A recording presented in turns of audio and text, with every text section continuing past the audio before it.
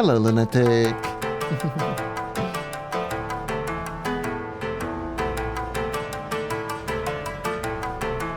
How are you today? Oh, nice. I clicked here just as you went live. Good job. Perfect timing. I'm doing alright, what about you? I'm doing good. Yesterday I discovered a thing for making emotes on Twitch that's gonna make things much easier, I think. Like, check this out. I don't know if you're already seeing this emote. Look at it.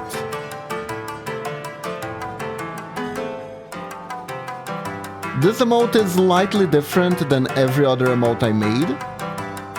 Yeah, this one's pretty good too, isn't it?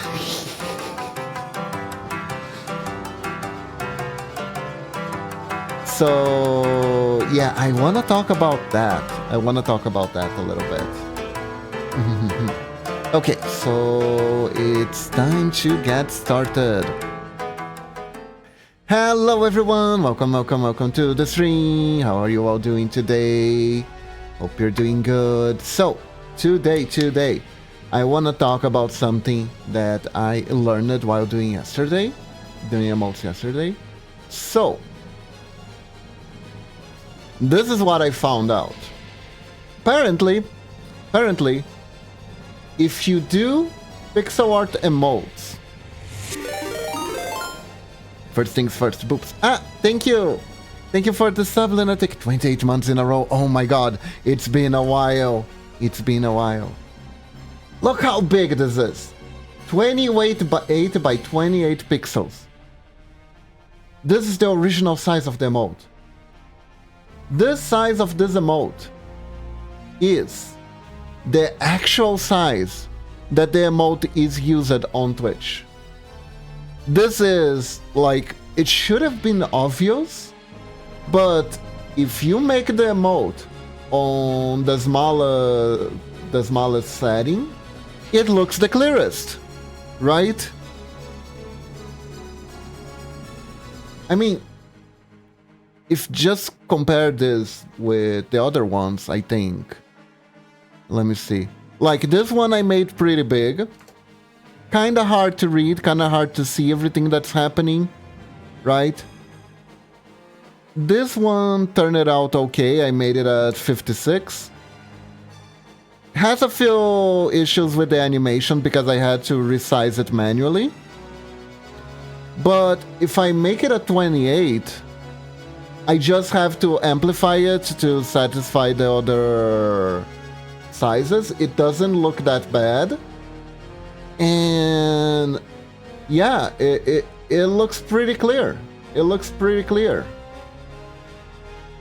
So we might try to do some more emotes as 28 instead of my regular 56 by 56 or even 112 by 112, because not only is it easier, but it translates better. Why does it say that my connection is unstable? Hold up. Because Twitch is being a dun-dun, that's why. It's not unstable. Hello Norex, how are you doing today? Welcome to the stream. So yeah, I think I figured something out. So guys, I need suggestions. What kind of emotes do you guys want? The Know You has been a long time coming. We got a screeching emote. What else do you think would be fun? I'm glad I managed to get a whole last 3 emote suggestion down to you, because that means I can cut down on subs, mainly have for the emotes. I foresee I will really like the emote. That's great, lunatic. Do you guys want a taking notes emote? I feel like I should have a taking notes emote. But like a vicious one. I want to make a taking notes viciously. I think this is what this is what I want to do. I've decided. So let's try the trick we learned and see how well we can make it. Write that down version. Yes, exactly. Just scribbling furiously. Okay, so let me think. First things first, I think I want to make the clipboard or paper. Let's start with a clipboard and see where it takes us from here. So it's important that's apparent, right? So it has to be bigger.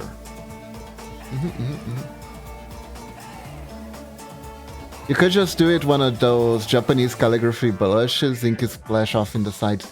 Oh, that's so cool. Let me see if there's like a special look for the paper they use. Momochi, did you know Momochi used to do those as a child? Shudoshi, I think it's the name. She's gonna correct me, I'm sure.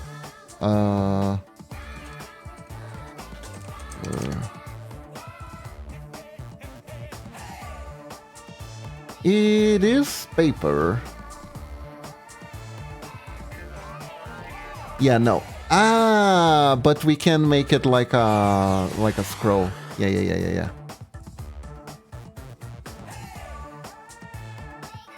Yeah, she did. The Great Koroyopi has a story about taking classes for that and the structure being a creep. Oh no! Shoji, yes. Hello, Momochi, and thank you. I knew I was saying it wrong. Hello, Demi. How are you doing today? We're gonna do some emotes today.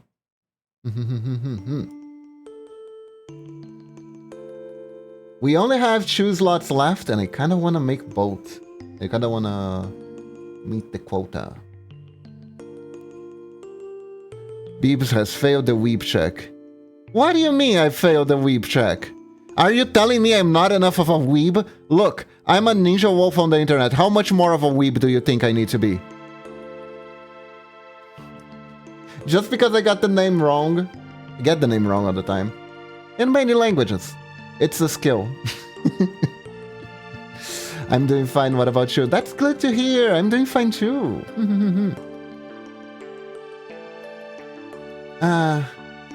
Actually, I was talking to Momochi earlier, and You're enough of a weep. You just failed the weep check. Okay. So it's not like a vibe check. Okay, got it. Didn't spec us pointing to weeb linguistics. I'm pretty sure weeb linguistic only includes stuff like ay and kawaii neku desu ka or something like that. Oh, here we go. We got a scroll. That reminds me, I have to add something for your Pathfinder character. Oh.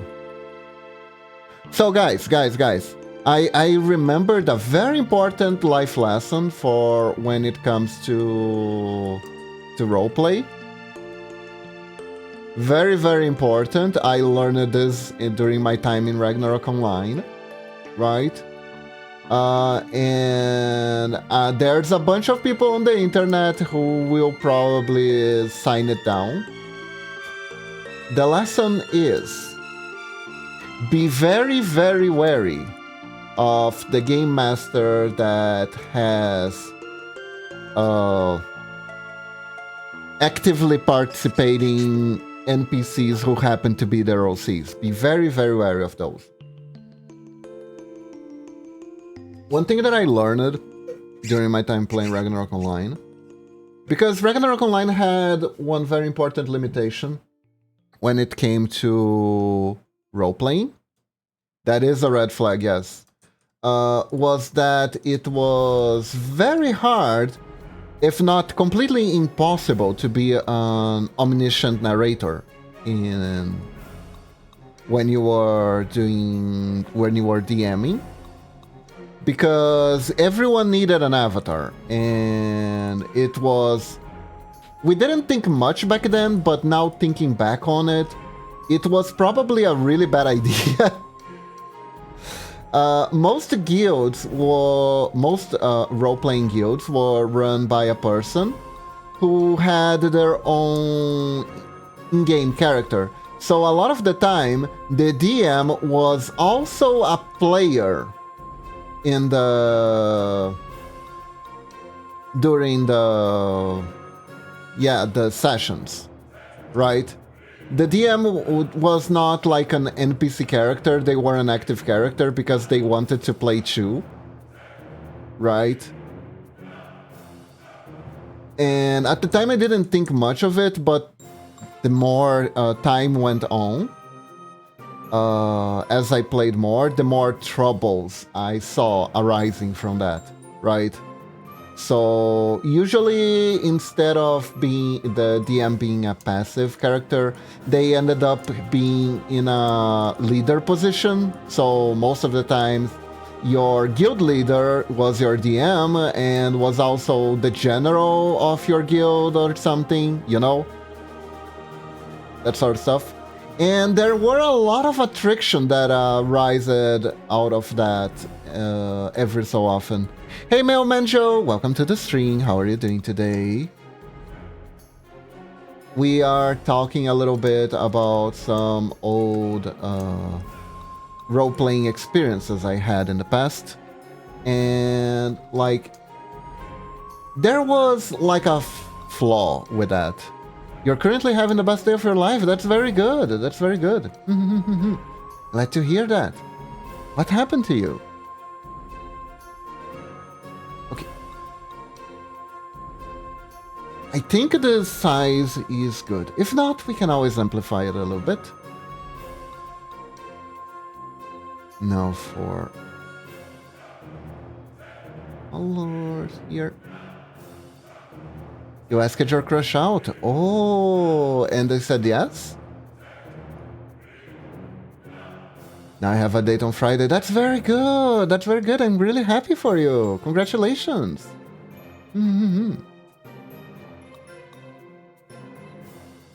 Hope you have fun on your date. Got any plans for where you're heading?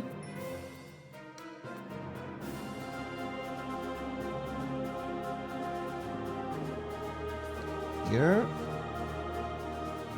Only share if you want, of course. If not, that's completely fine. I'm just making conversation. Not really. I just realized you are trained in underworld lore, but please don't murder an innocent person and hide their body so no one can find it. I'll do my best, Demi. I'll do my best. I'll try my best. Hope it goes better than most of the encounters Skip is currently telling us about. All I know is I can't wait to see her reaction to the gift I got her. Ooh! Gift. That's cool, that's cool. Why do you got her? Why do you got her? Ah, thank you for the pet, Lunatic. Let's see here.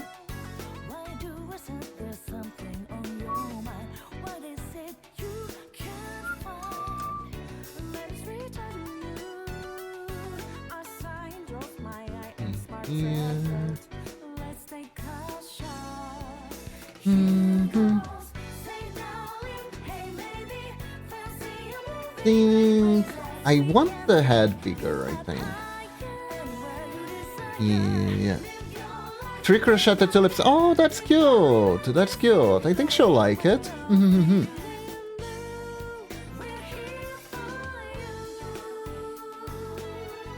Oh, I think she's gonna like it. I think she's gonna like it a lot.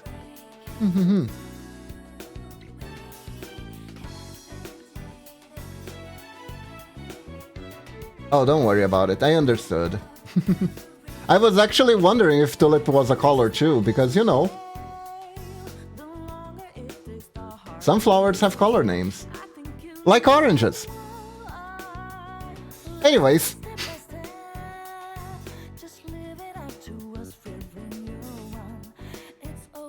So... what was I saying again? Oh, yeah. Like, Because one thing that I learned a lot is that sometimes the reason why people tend to do this thing with having like OCs as like player controlled NPCs and then being super important to the story and it usually being a red flag is because these people wanted to play these characters on someone else's campaign at one time and they got vetoed, right? No one really wanted to play with their character or no one really wanted to accept their character being OP and stuff like that. So in order for them to play the OP wish fulfillment character that they want to play, the only way they can do that is if they are the DM themselves, because no sane DM would let them do that, you know? I'm tired to get the closest caller to her favorite caller. I see. You tried, okay. Tulips caused the first ever record incident of speculative market bubble and subsequent burst in the 17th century Netherlands. 8-ball no jutsu. How good are you at giving motivational speeches? Ask again later.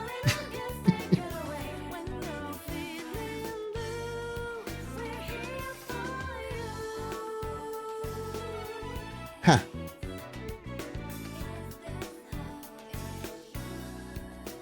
But yeah, so it's usually a really big red flag because most of the time you are not only playing with a wish fulfillment, you're sometimes kind of put in the position of the pawn of your DM's wish fulfillment history.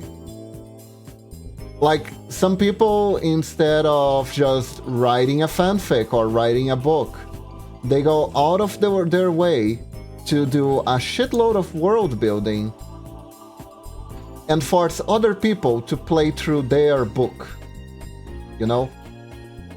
And at the very best, in the very best case scenario, I'm industry and I don't like it. In the very best case scenario, you will get a very railroady campaign. And at the very worst scenario, you will get the things that are decorating the Reddit RPG horror stories, basically.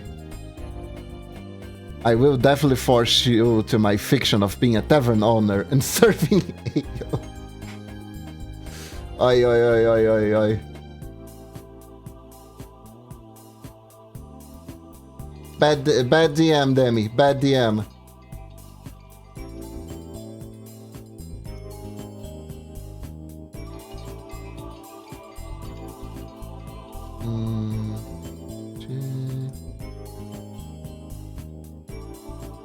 I have added characters which I wanted to play as NPCs before, not because they were too OP, but because I have many characters ideas, so I never got to play with them all.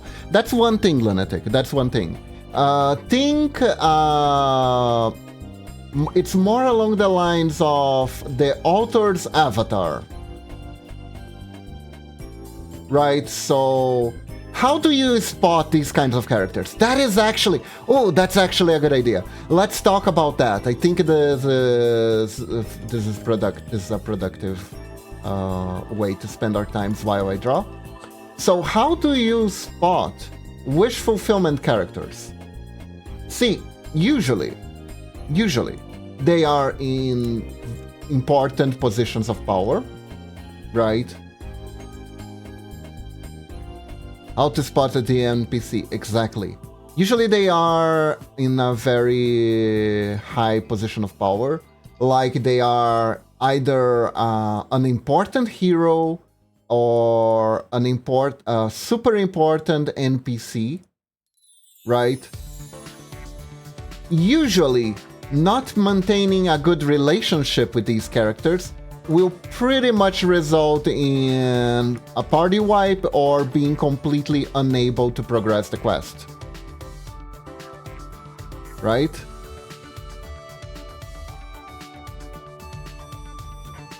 But yeah, remember that dot on bubble or the 80s financial crisis? Imagine that instead of Bogle investment financials like financial about literal tulips.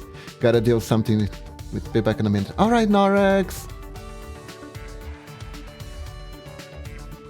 So basically the town guard from my Pathfinder session. I made a mistake. Nah. Demi, that was 100% player prompted. We used them as meat shields in order to clear the encounter that honestly I'm pretty sure we wouldn't have been able if we didn't do that. Yeah, but like, here's the thing, Demi. Here's the thing. They're just Townsguard. We happened to find... that day we found invaluable allies. What I'm talking about is...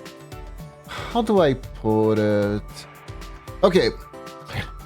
I might have to use an example from my RP time. I will try to change it enough so I make sure to not implicate anybody from back then, because honestly everyone in that community was kind of a dumbass who wasn't really sure what they were doing. We were mostly doing that for fun. So I don't want to out anyone as like a bad player or anything like that, so I'll try to change it enough. But imagine the following. There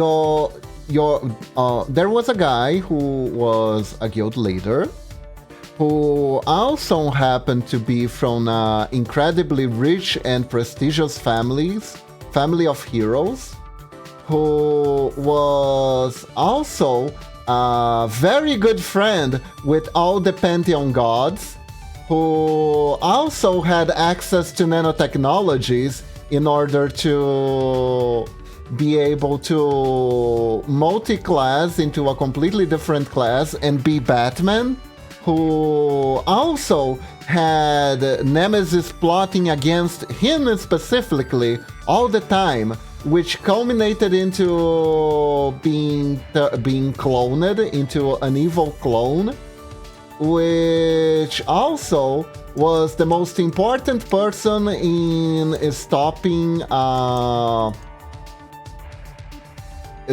an evil demon from rising in a campaign that they wrote themselves. That sounds too much. Why would you do something like that? Yeah, same. You had no bludgeoning damage, which was necessary to make it skeletons. Oh, what I'm talking about? Look, Demi, I just witnessed this. I didn't understand the person.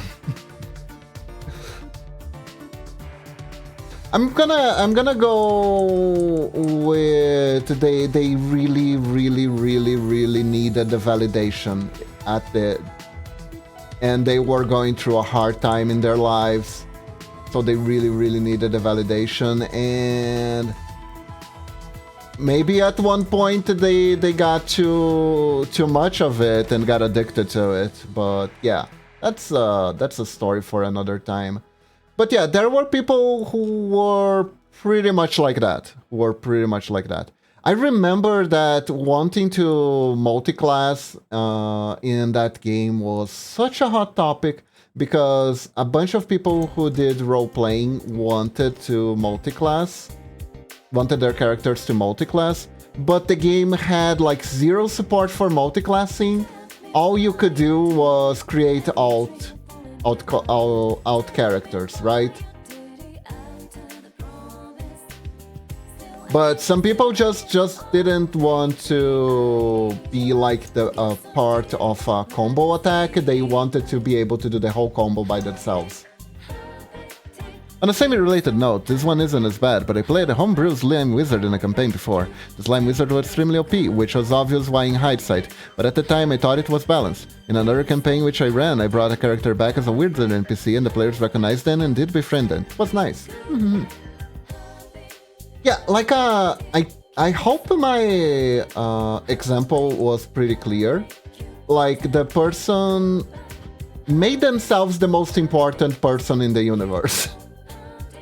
If it wasn't clear enough. Hey, Red Eye Armor, welcome to the stream. How are you doing? Like the whole thing, like being writing yourself as BFF with the gods and stuff like that. They did that. They did that.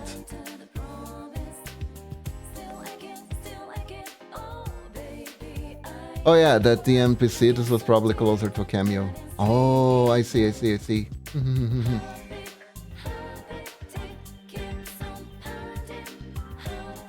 It was very interesting. Also, there's example of this in the Holy Avenger. The Holy Avenger Brazilian manga. You might recall a certain paladin, right?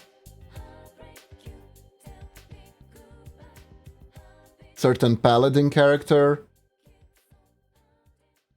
from Holy Avenger who reappeared in the Victory manga, right? If you all remember anything from the Fever Dream, that were those those strings. Hope you're doing good today, Red Eye Armor. Like on an unrelated note, I remember I watched a YouTube video of a guy telling horror stories about DMs, and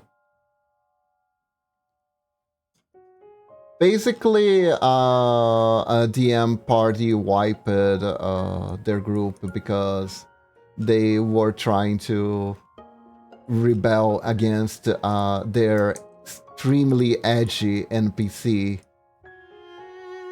Because the guy was a jerk. He was like, I'm in charge of you. I command you all. You have to obey to my will, stuff like that. And the guy just made the threat level of that NPC and everyone involved in that just impossible for the characters to escape, and I think he even tortured them at some point. It was really weird. Welcome back, Norex. And I actually know about the Tulip Crash. It's so weird. You know what's weirder? I found out about that at first because an old sitcom had a teacher teach their students about that, and I was like, huh, that's something that's a weird thing to put in a sitcom. And then I discovered it was actually true. I learned that from a sitcom. Technically. And research. After I got curious. But yeah. Because like everyone was like, oh my god, people are paying so much money for these tulips. We're gonna breed our own tulips and make the best tulips ever. And then it was like, wait a second, these are just tulips. Why are we spending so much money on tulips? And then the market crashed or something like that. Well, I'm heading into work now. Time for my doctor's appointment. Alright, Demi, have a good one. And you know what's even weirder? This has been going on during most devastating destructive wars in European history. Was all going around then. The Netherlands just not one of the belligerents. Wow. What a time to pick to plant flowers. Interesting. I didn't know this was during a war. No wonder it crashed, come to think of it. People were like, actually, we need food, not flowers. Oh, jeez.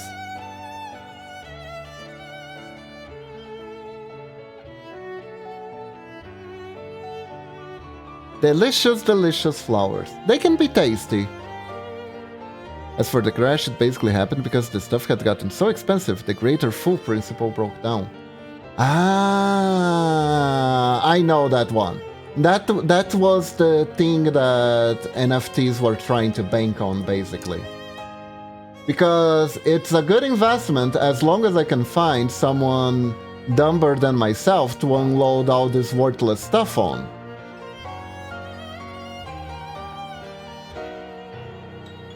So as long as there's someone to con, it's someone else to con, you haven't really been conned, right?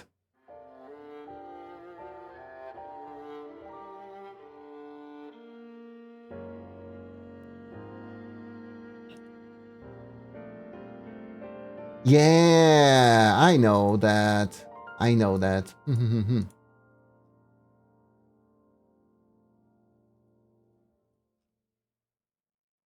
I actually know some stuff. Who'd have thunk it? I am learning. Expand your brain.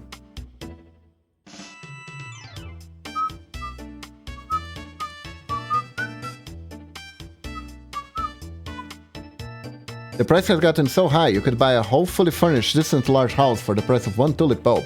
Even if some greater fool had come along, there was no way worth selling it, simply because there was no way he had that kind of money. The main expansion of my brain? Exactly.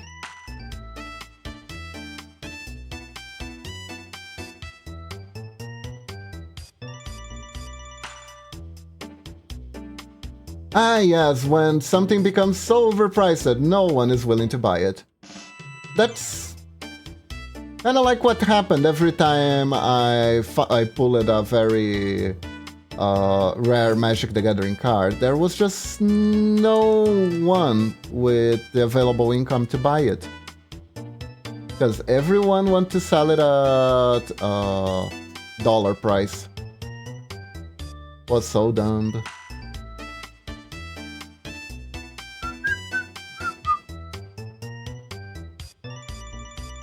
Not that no one was willing to buy it, even if they were willing to, they could not physically afford it. Yes, exactly.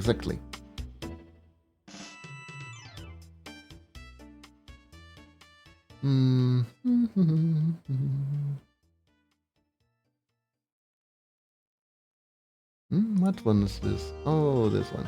It's a good one to get eye colors.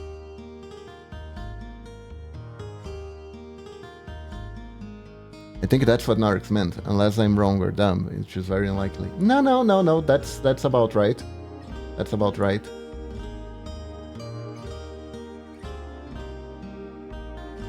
Let's see the eye direction. I make it a little bit lower. This is too low.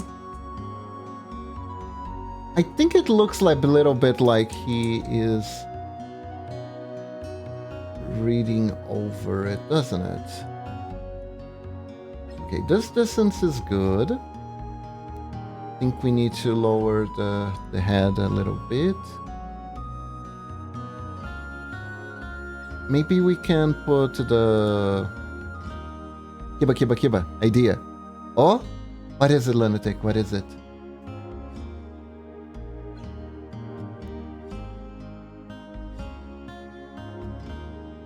That's the funny thing, NFTs was just every single investment financial scam crisis error removed in the past 500 years, he hashed with a fresh new kind of paint.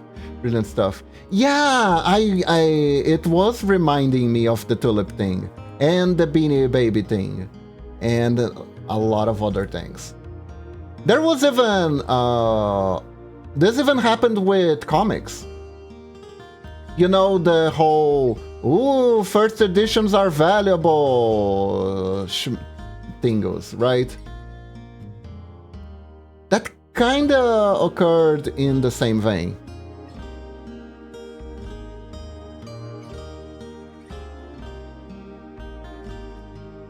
Check DMs, so far it's remind me of this gift, the emote. Oh? Let me see.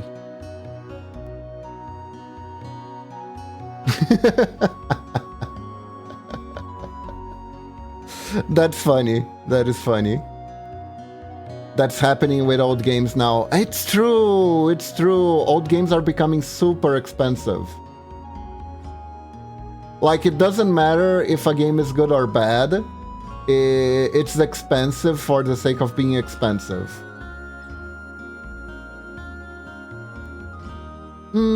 I like it, Lunatic, but at the same time, I really want to go with the writing down angle.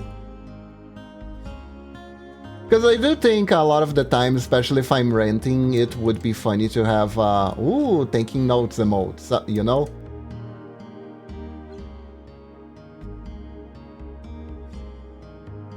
I do gotta think about how you guys are gonna use it. Shit like this is the microcosm of what the horribly overused those who don't know history are doomed to repeat it goes that people patently refuse to understand. It's amazing, right? Everyone knows this in theory. No one puts it into practice.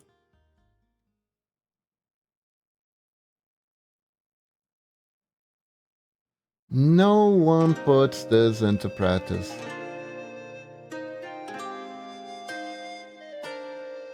It's expensive because artificial scarcity is a bitch and the actual rights holder can't be fucking bothered to resolve the issue. Yeah, like I had a crash course of that by playing card games. Especially here in Brazil, because Jesus Christ. Our stocks are terrible for cards. There just aren't enough people buying enough boxes to feed the secondary market properly, but we keep acting like we're in our cards are the same as in the United States and keep trying to sell cards in Portuguese like for their dollar price and stuff like that. It's very complicated. It's very complicated. Plus importation taxes are a bitch. Like real bish.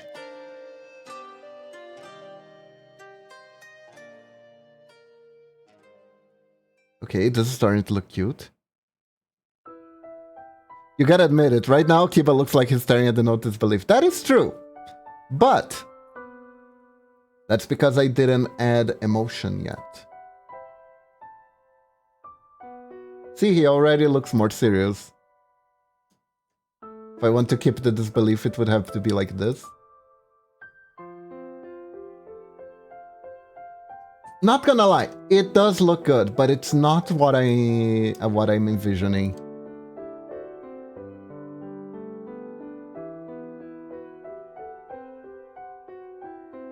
People hate that quote too, like, yeah, right, fuck off, smartass, and then run headfirst to perfectly avoidable problem because they didn't know the same thing happened countless times before. It is... Well, when the quote says doomed, the quote means it. Let's be real. There's a reason why the quote says doomed, because, yeah, it's the curse. It's a tale as old as time, like how most Greek tragedies are all about a guy hearing a prophecy and he can't avoid it because the prophecy took into account that he was going to hear it, and him trying to fight against the prophecy is the reason why the prophecy happens in the first place. Which kind of makes going through the trouble of trying to figure out what your future is completely useless. Like, just absolutely the most worthless thing you can do with your money and time. Oedipus sends his regards. Indeed. Indeed. And so does his mom. Oh!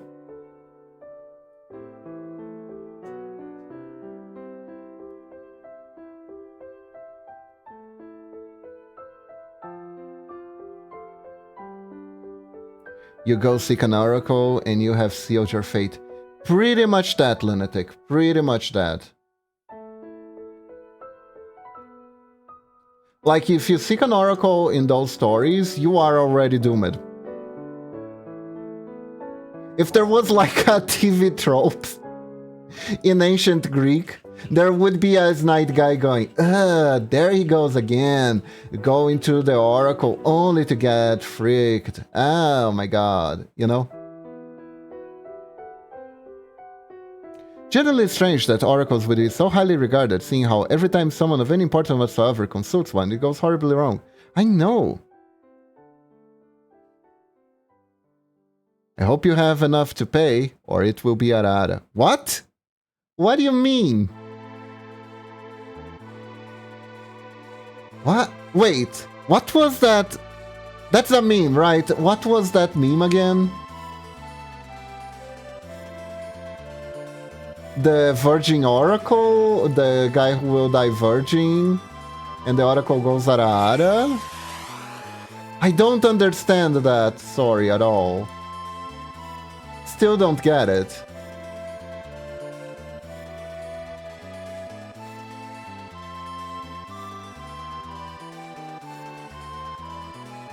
Okay, so he's gonna hold with this hand.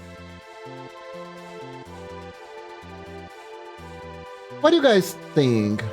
It's readability-wise is pretty good, right? It makes sense if you don't think about it.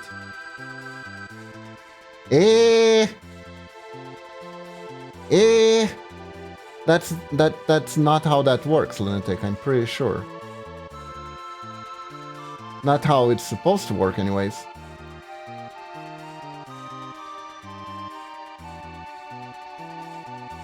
Okay, so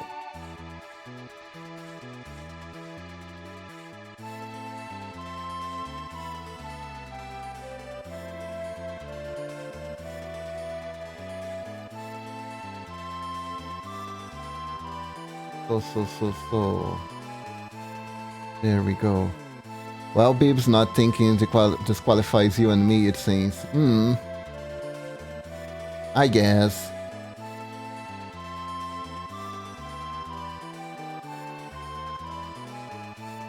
I guess it does.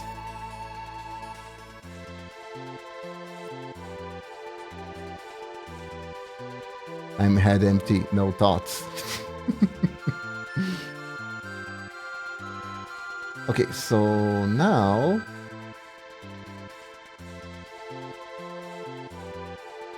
we need to make a readable feather, basically.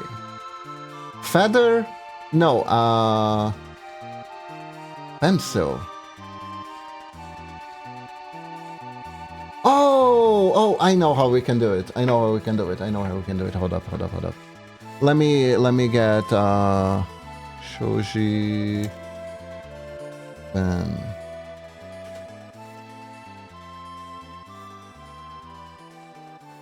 Oh my god! I typed it wrong, and apparently there is a medicine college Shota pen. Oh no! Oh no! Oh no! Why would you name your medicine like this? It's for farm animals too. What the hell?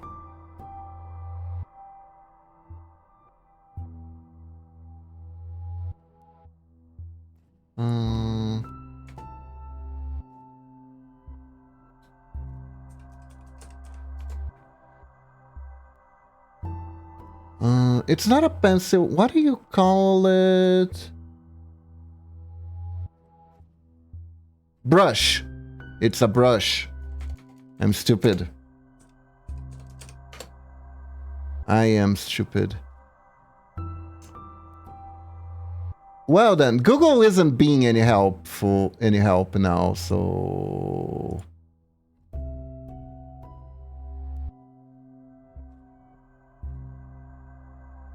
call it what? Huh, isn't that normally done with a brush? Quill!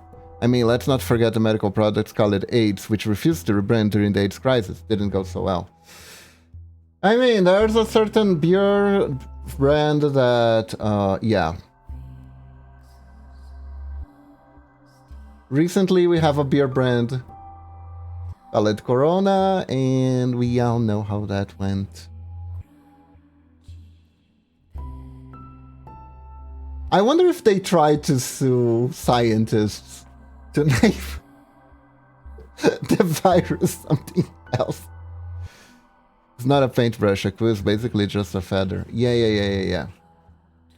It's okay. I think I can do it from memory. It's not that different of a brush. It's like this.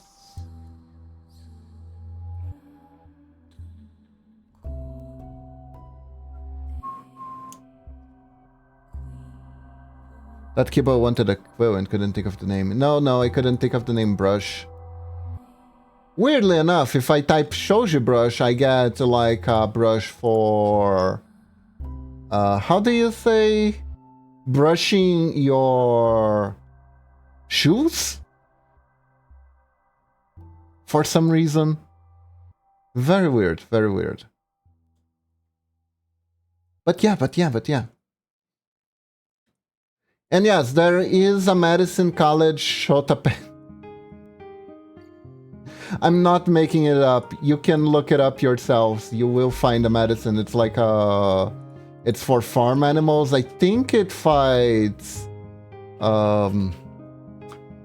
parasites. There is a brush pen nowadays. I think I found a reference for you, Kiba. Oh, thank you. Can you send it over via DM?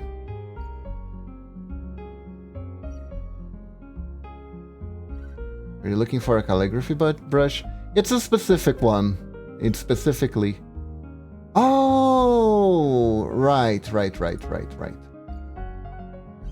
Thank you. Okay, so the tip is more erect.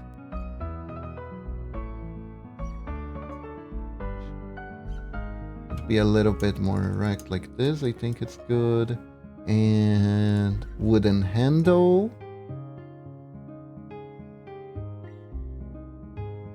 Makes it look better. Yeah, Lunatic, the tip is more erect, see?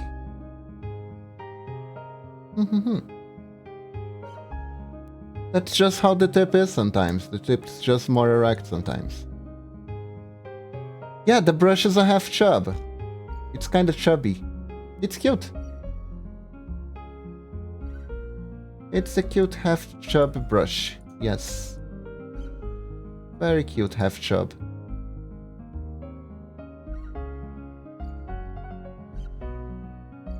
Yeah, kind of like this. There we go.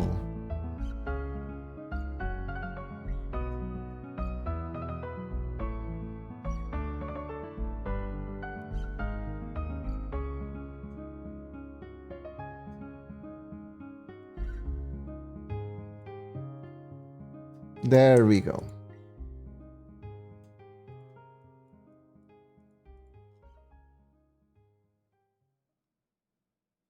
What do you think?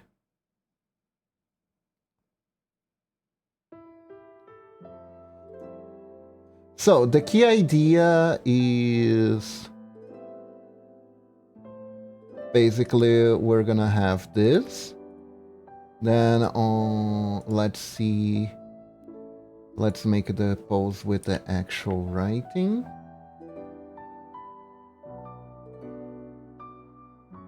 So pen's gonna be like this. The brush pen tingles.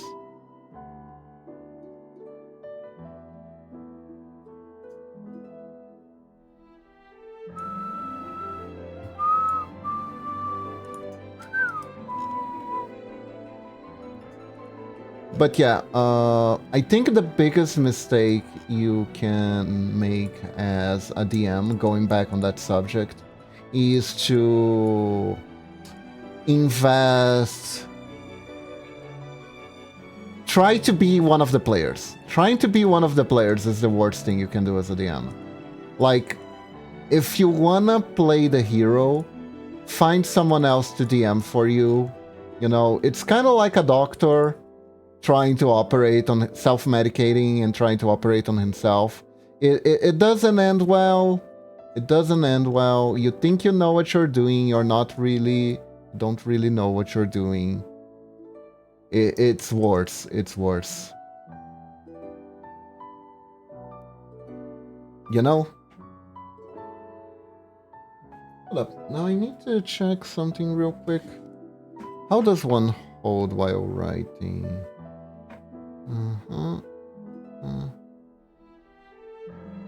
Okay, so essentially, look at this.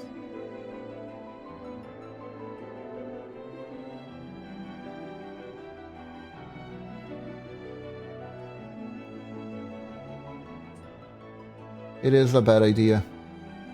The other bad idea is when the DM just straight up pushes all their kinks into the setting. Then you know you got trouble. I mean, there was that one Russian Arctic researcher to give himself an pandemic with nothing but a bottle of vodka, a level scapo, and 20-minute rundown of the procedure via Skype. I mean, that's like a last resource. I'm pretty sure that's there's like a difference in urgency from DMing. Oh, I have a story of the kink DM variety. Oh no. Please do share, but oh no.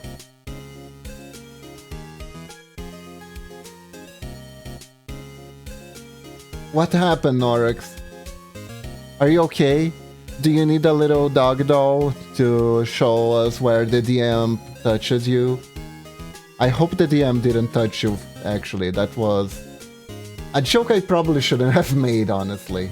I apologize. I really hope the DM did not touch you.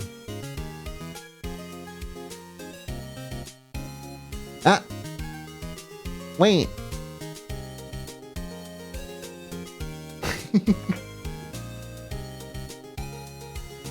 There we go. I have multiple stories of that variety and I hate every one of them. Oh dear. Well, only share if you want to. Only share if you want to. They're forever act into my brain. Luckily, only one of them took place in a physical meeting. Oh boy. Yeah, that was the good thing about me role-playing online. I didn't actually have to meet anyone. Imagine me having to face the Succubus girl in person. Like, Jesus Christ. My big fuck you for kink players and my super age is a spontaneous non-existence. Basically, without telling them a roll and they fail, the character just disappears. Wow.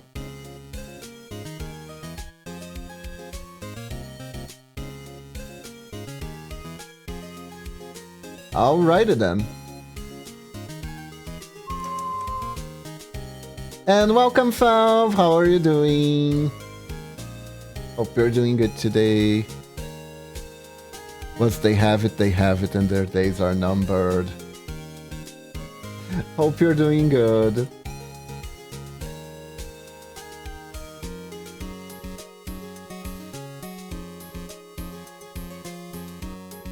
Please do not sex me. I had like 4 people just disintegrate on me.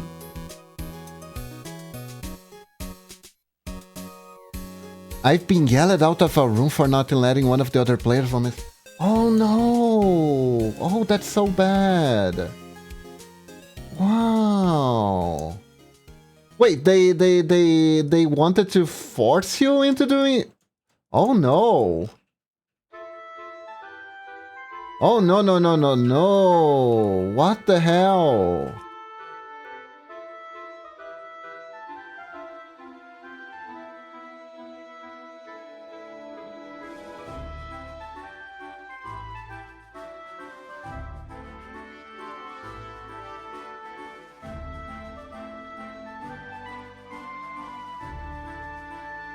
New character idea for Goblin Warlock whose pelvic thrust for a fusion plan. Oh no.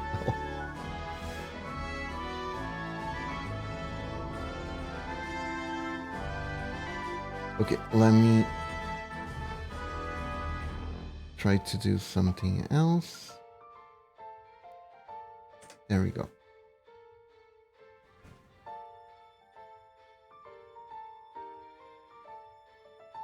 Okay, this looks like a very intense note-taking. That was the physical meeting one, which probably the best one of the selection. Behold, my triple trust special. Cast Eldritch Blast with triples. How ripe was the smell? What? But oh no, Norax. Did you try to LARP? Was it LARP?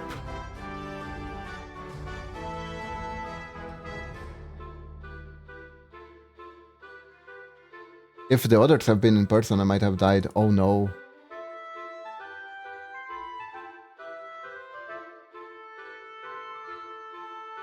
What do you guys think of this animation? It's probably a bit rough, but it's a start, right? Maybe we can make the hand keep moving to the side and then returning.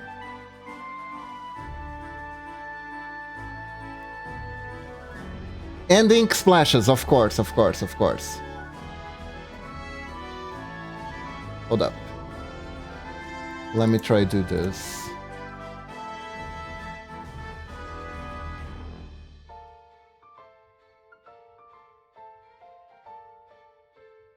Then we move over here too. And we move over here too.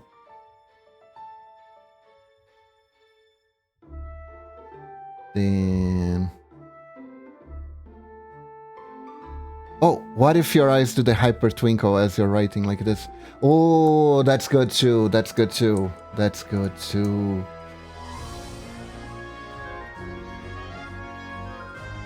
I now imagine a LARP, which is like a tabletop, where you just DM and the players, so the DM has basically constantly move around to take place of whatever monsters the players are encountering.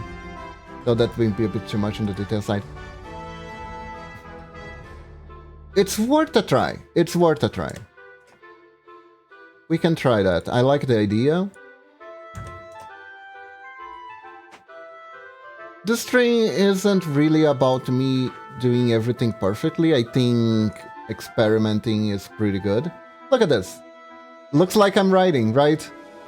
Kinda looks like a typewriter right now.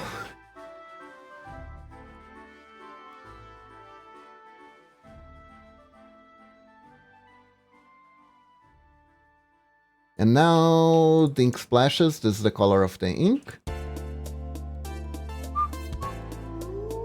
Ah, thank you for the follow, Tio Emily. Welcome to the stream. Welcome, welcome. Hope you're doing good today. Tio will join the Ninjalings. Now that you're a part of the Ninjalings, you may customize your Ninjalings down below. Thank you again.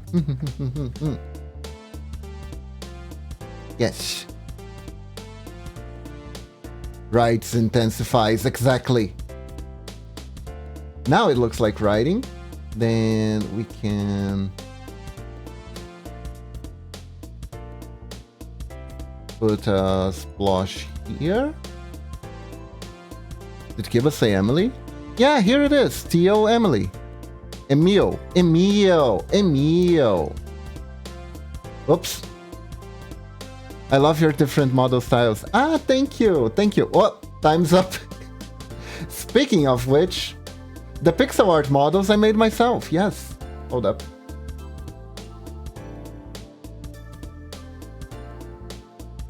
There we go. There we go.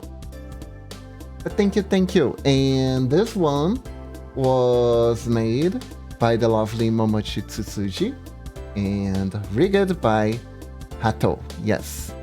And thank you for that, Momochi.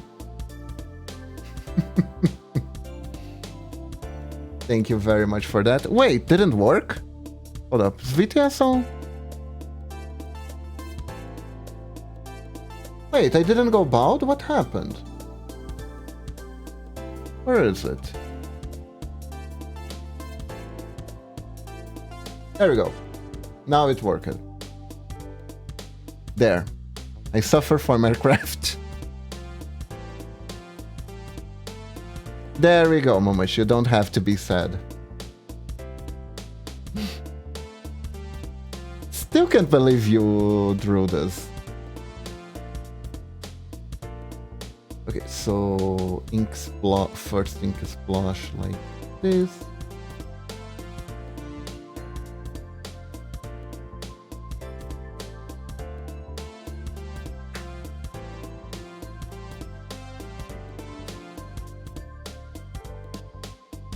see.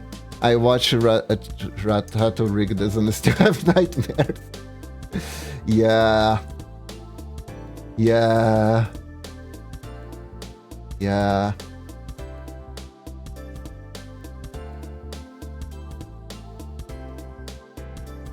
I know. I watch the VODs.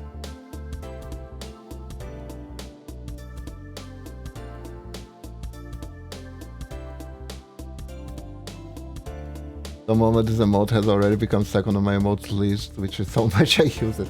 It's a great emote. It's a great emote.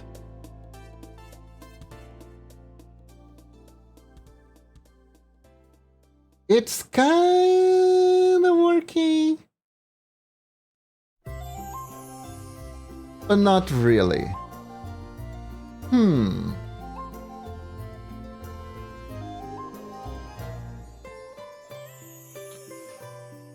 I'm not doing the effect justice. It does its blush from side to side, but...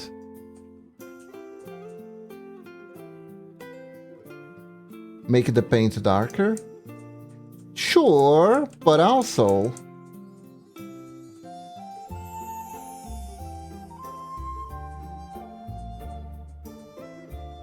I think I need to make the paint more... I think it looks like the ink is coming off a spinning object, but the paint isn't spinning. I think it's just to... How do I say? It's complicated to explain.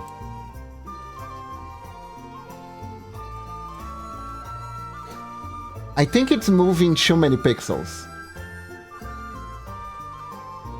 I think the ink is moving too many pixels. It's moving too many pixels, but not enough frames.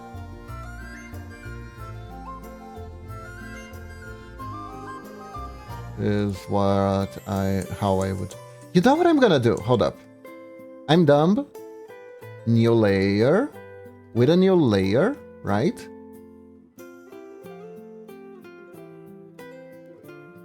We can make... Yes, like this. Then we make it like it's on the same side. So here we do like this. So for now, I'm gonna focus on animating a singles blush and see how it fits.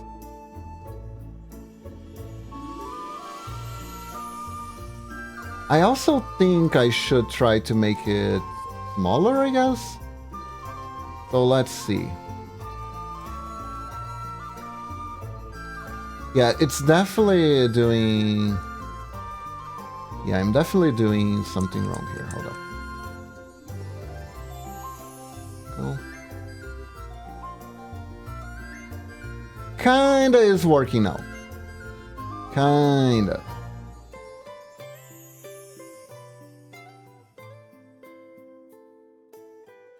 Kinda is working now.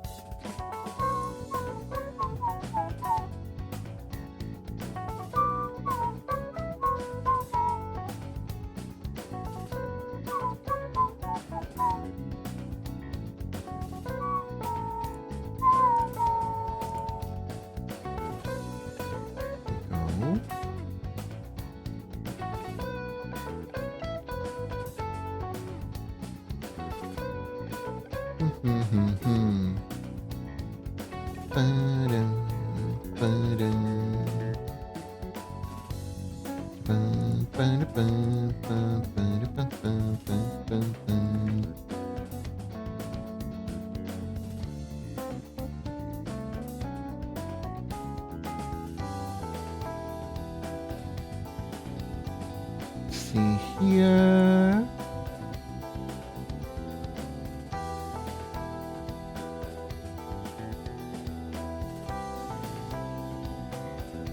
Special effects are hard.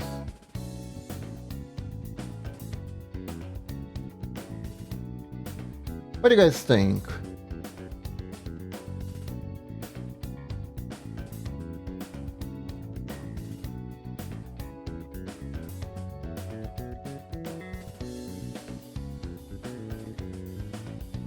Probably needs to make the paint darker, right? It's hard to see.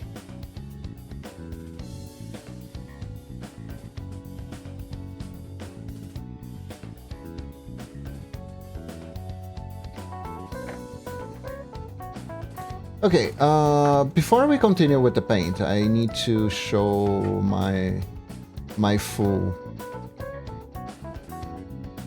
idea.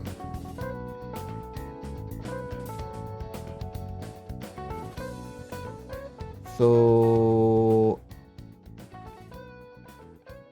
that, and maybe if it splashes off more to the sides of the paper and out of frame, might be more noticeable.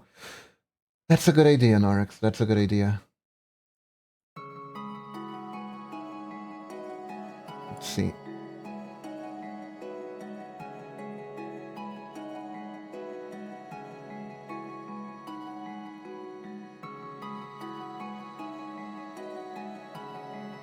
Okay.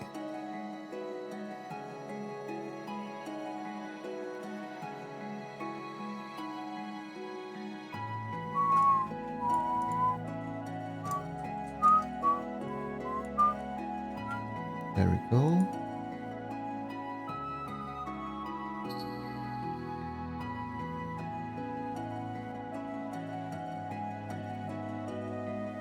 Like this.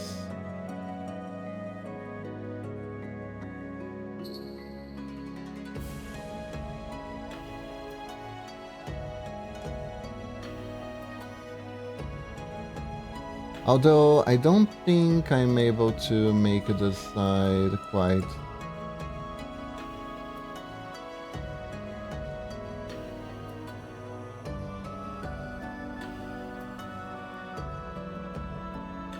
What did I miss? We are trying to rearrange the splotches a little bit.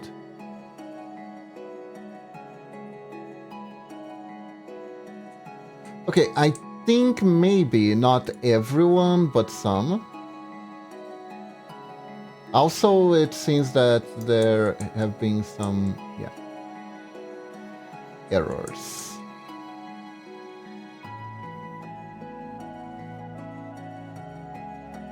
What do you think?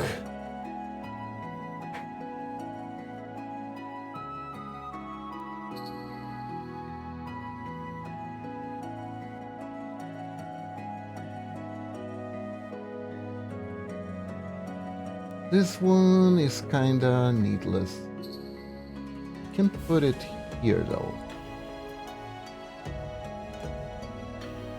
It's looking good. Thank you, Lunatic. Like this and this. Yeah. Looking good, though the ink still somewhat indistinct from the background. Yeah, I probably need to up the contrast somehow. Maybe we can make it darker. It's either darker or lighter. So it's either one thing or the exact opposite. Which is fun. Let's do this.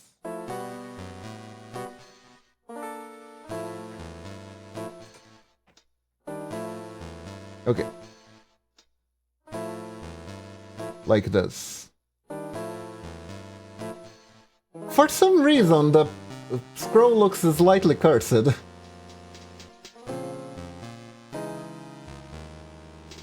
Oh right, Kingdom backstories. Only share what you're comfortable with, Narix. Only share what you're comfortable with.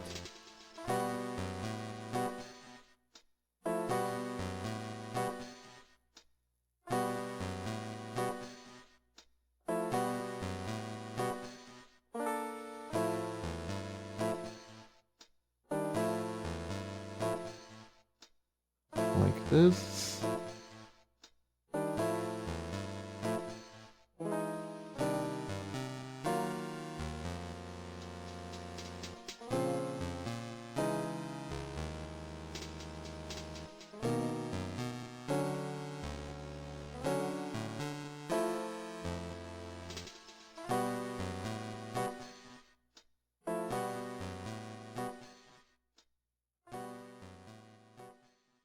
Maybe this one at the top is unneeded.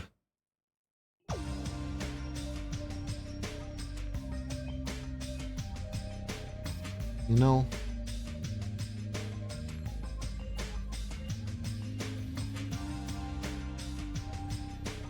Yeah, this one kind of just appears out of nowhere. And also goes nowhere.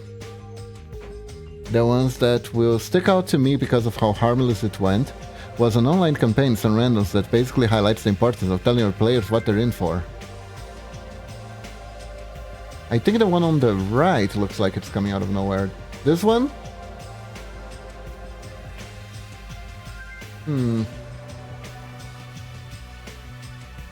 I see.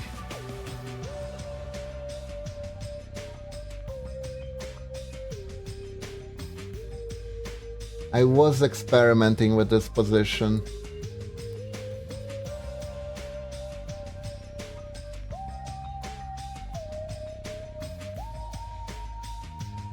Yeah, I guess I'm gonna have to ditch this one entirely.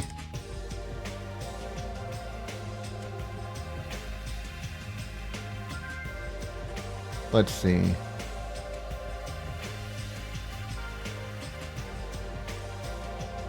Someone's looking for players. I read the pitch. It was unwritten, detailing a very interesting setting and plot hooks. I sign up, send my sheet and everything.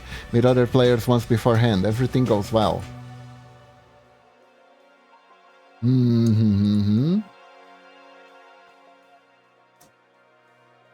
I can already see where this is going.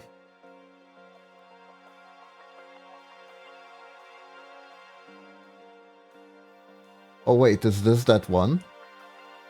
Oh, Lunatic, you already heard this one? I haven't. Now I'm afraid.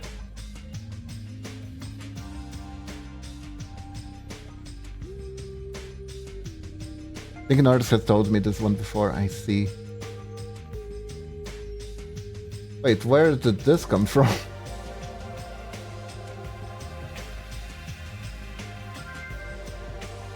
Oh, look at it!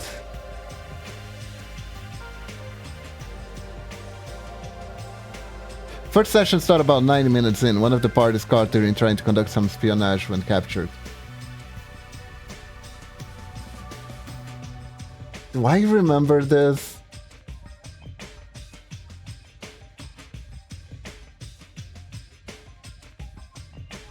I'm gonna let you finish, honestly.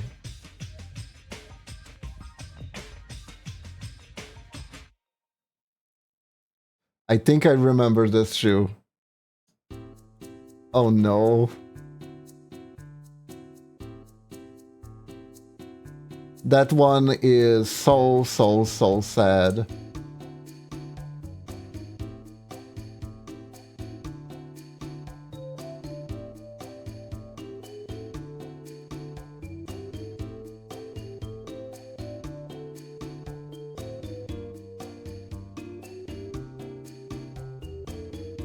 The big bad evil night lady comes in for interrogation, sends out guards, step on the private and offer him devil's agents of Sardatio, saying to the effect of every knight needs a squire.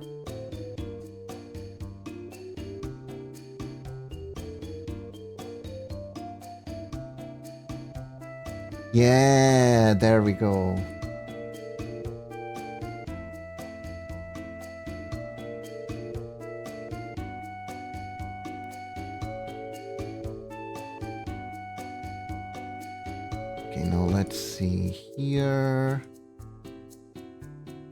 The player in question called a timeout and was like, yeah, I'm not sure that I'm comfortable with this, and everyone else immediately go, yeah, me either.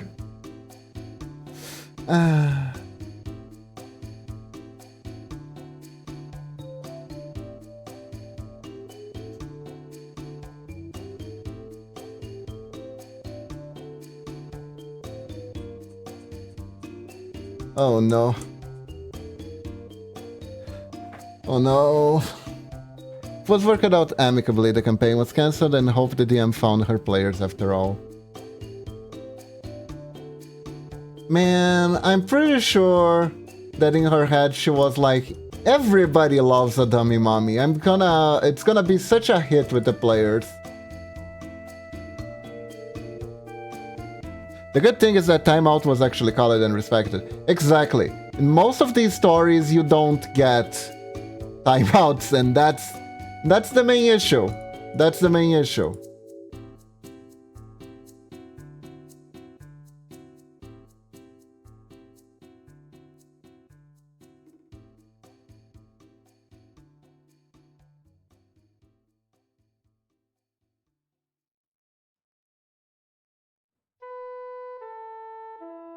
Like, there's nothing worse, right? Especially when it comes to role-playing bad guys. Guys like, I'm a bad guy. The first thing that goes out the window is consent. Or worse, when the player character is like, I have hypnotic powers, therefore I immediately roll to seduce party member. What absolutely made the story for me though is that ass came out of fucking nowhere.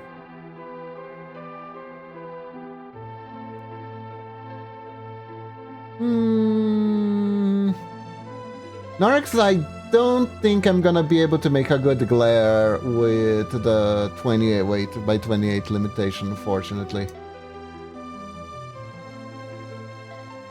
Looks very janky. Yeah, I'm pretty sure everyone was like, wait, what the fuck?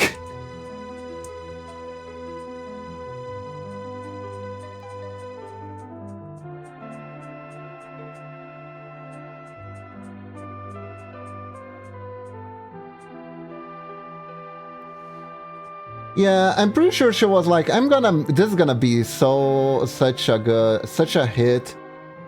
Everyone knows players loves the dummy mommy. It's gonna be great.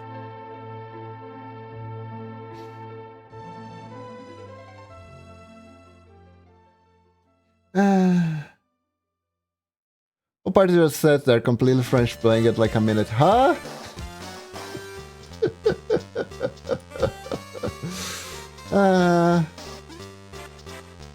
Yeah, always make your intentions clear, everyone. Always make your intentions clear.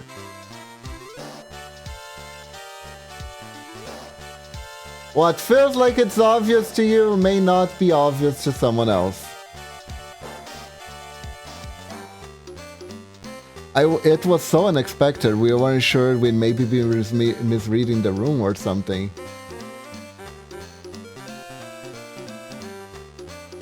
So, Norix, just out of curiosity, what was the man-to-women ratio in the party? I have a theory. I need data to see if it matches my expectations. Like, the DM was a woman, right?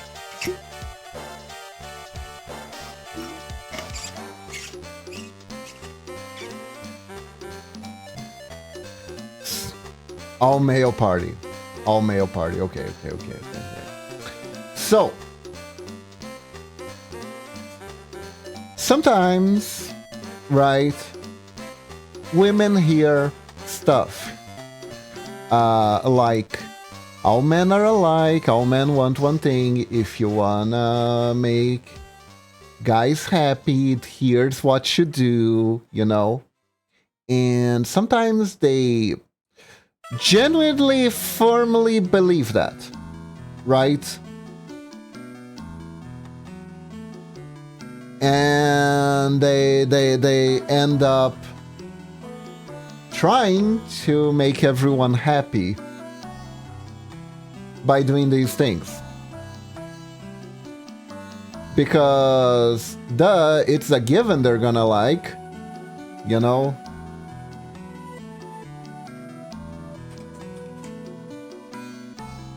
And that's usually how this happens. That's usually how this happens. She might have. There is at least a 40% chance. Yeah, that she was just trying to cater to you guys. Not even trying to hit on you, just trying to cater to the demographic, you know?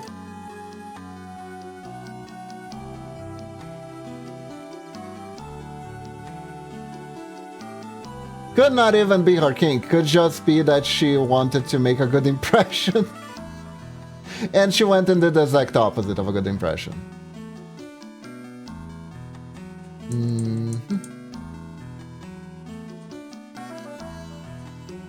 I'm not sure that was all that was going on, given all of the surrounding details, but could definitely have been part of that. I'm being charitable. Because it can absolutely happen.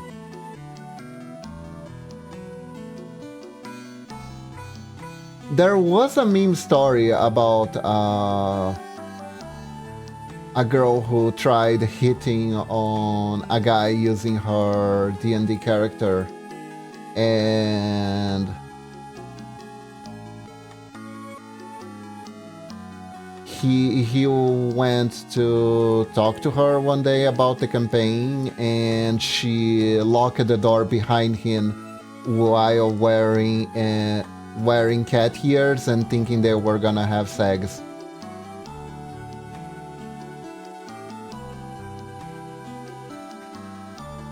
So yeah.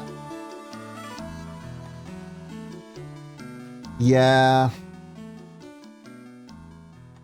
Luckily the dude was like a football player, so he could like literally just pick her up and put her harmlessly on the side, but yeah. Still not fun. Not a fun experience to go through.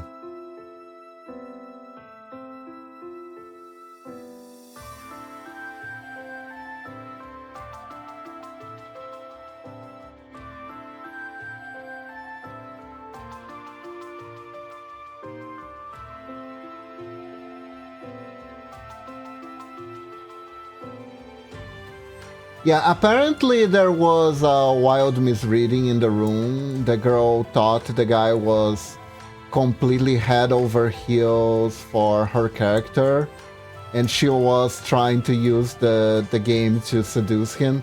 A lot of people try to do that. A lot of people try to use. There's a lot of people who try to use role-playing characters to seduce their companions.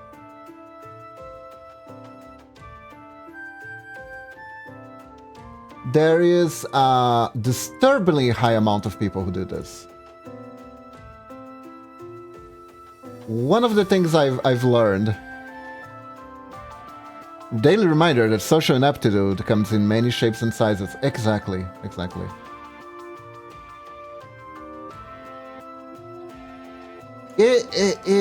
I don't think it actually works ever.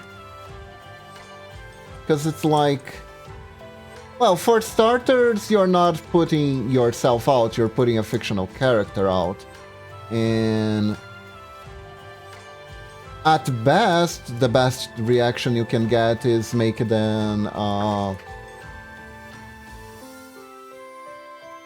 be like interested in what kind of story you can tell with your character, which fine.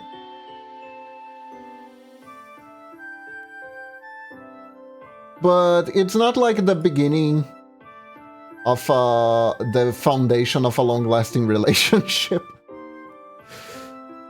Kind of adds a layer of plausible deniability that for some people make it less scary to go all out and hit on people. Doesn't usually work super well though. Yeah, most of the time you try to protect yourself from rejection, you tend to get like the worst rejections possible.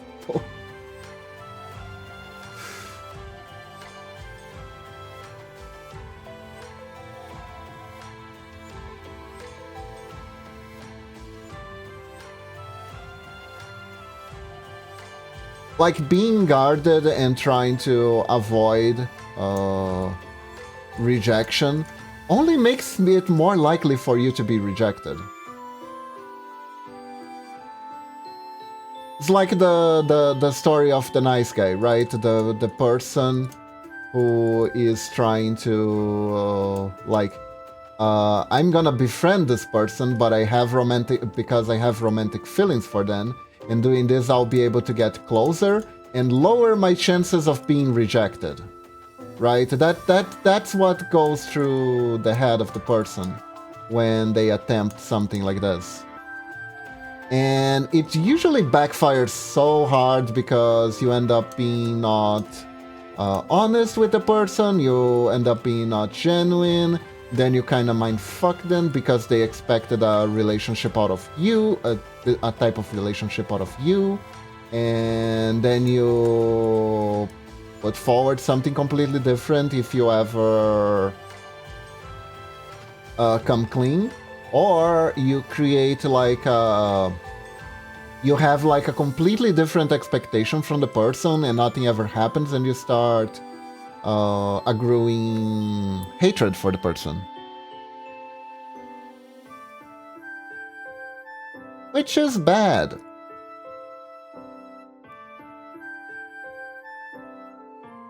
Thieves, after stream, remind me to tell you about a Weep campaign. It's not safe for Twitch, but you have to hear this. That's fair. I will try to remember, Norex. I will try to remember. I am curious too.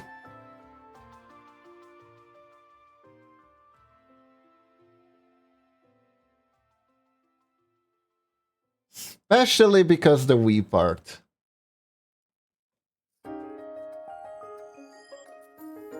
Usually that's followed by a, oh no.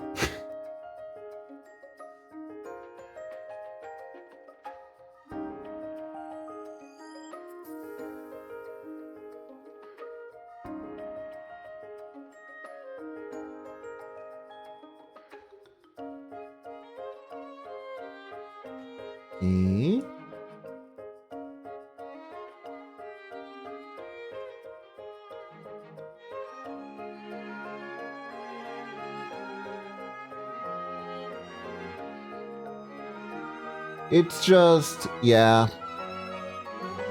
Like, I'm not entirely sure. I've always liked role-playing games, role-playing as a concept, but I remember that in my time on Ragnarok Online, at least, I saw so much weird shit. I began to doubt how good of an idea role-playing is, but if you do it safely with friends, basically, yeah. Be careful.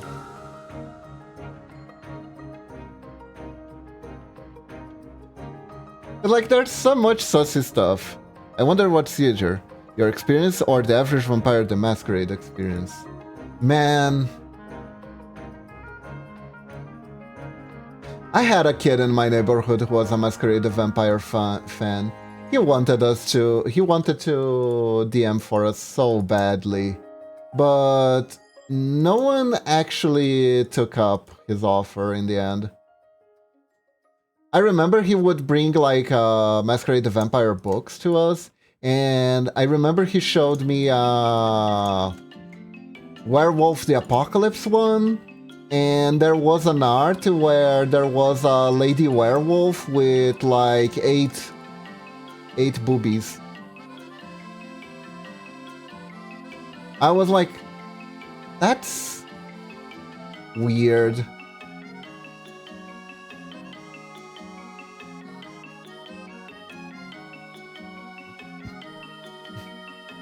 I turned it back to 8 boobies, what? So there's an old Vampire the Masquerade, not Vampire the Masquerade, it's the other one, what's it called?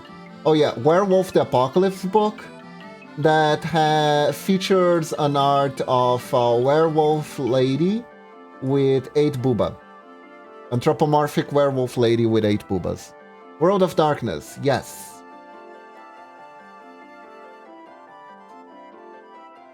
Yeah, it's just there.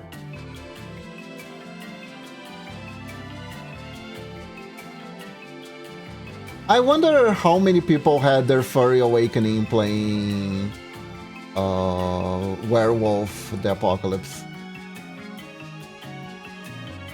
Omegaverse? No.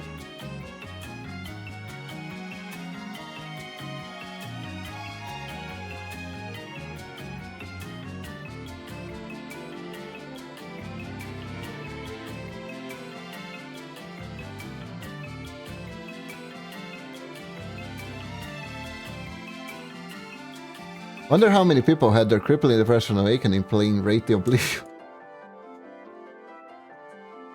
That bad?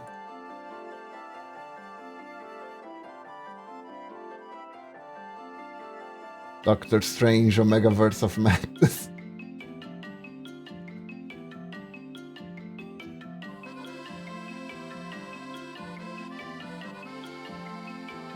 Oh my god, let me tell you about Rate then. Okay, I'm listening.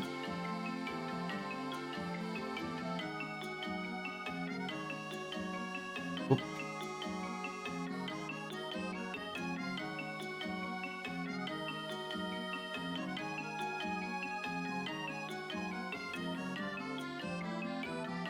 Yeah, this effect doesn't work.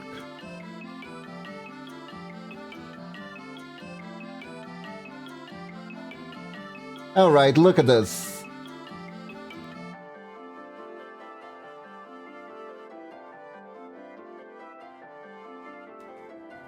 I do not know what Rate is. What do you guys think?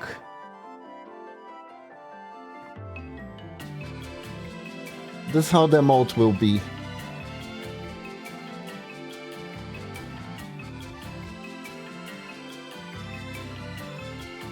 See, in Rate you're dead, very dead. Problem is you're not in the afterlife, you're in purgatory, and everything in purgatory is more or less designed to keep you in purgatory. Nice, nice, nice, nice. See? 20 weight by 28. So, let's save. And I'll add after the stream. See? And it only took us 1 hour and a half to finish this. Because it's 28 by 28.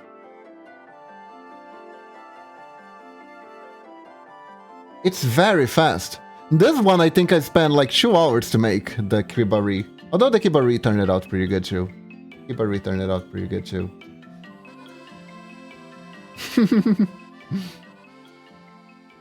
Alright, so the last slot. Guys, this is the final one.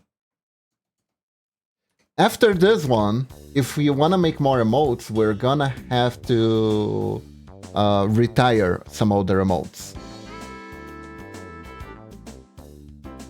What do you guys think? What is missing from this channel? What is the emote that's truly missing from this channel? It really does. In Purgatory, there are some problems you have to deal with. Your shadow, for one, your deepest, darkest, most self-destructive impulses, which will take your character roughly 15 to 20% of the time.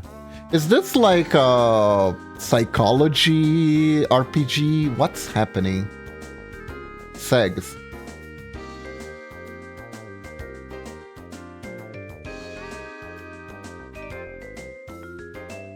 I don't think we can make a Segs emote, guys.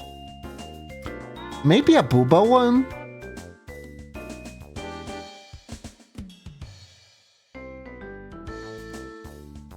Maybe I can make like a, I don't know, a booba bounce emote? Maybe? But I'm not sure.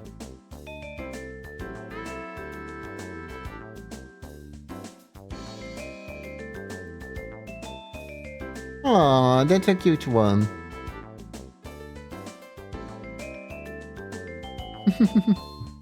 Aw, these are cute. Oh, that's so nonetheless. Hehe. Okay, ooh. Damn, so many possibilities. So many possibilities.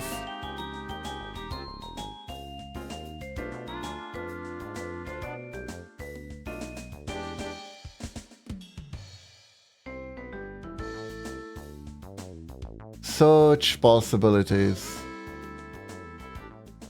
We could make maybe a tail wag one? We could make a tail wag one. Could be like a possibility to show some butt. Here's a few ideas. Oh. The rebuff. We don't have a bonk emote, right?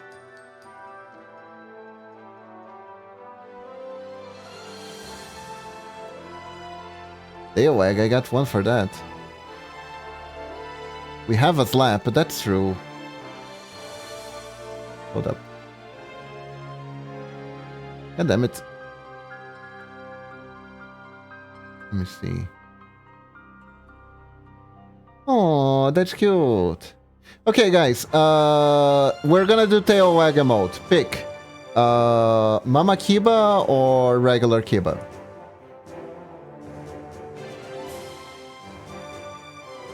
Which one do you guys want? Mm-hmm.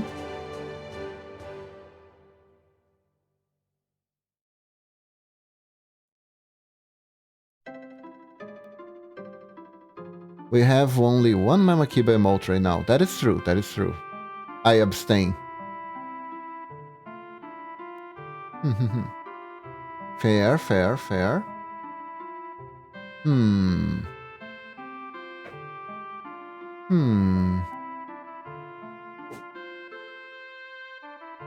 Well... Oh, Lila. I rotate. I think if it's gonna follow the one Oryx sent, I think regular Kiba might be better. Mama Kiba might look a little bit too lewd, you know?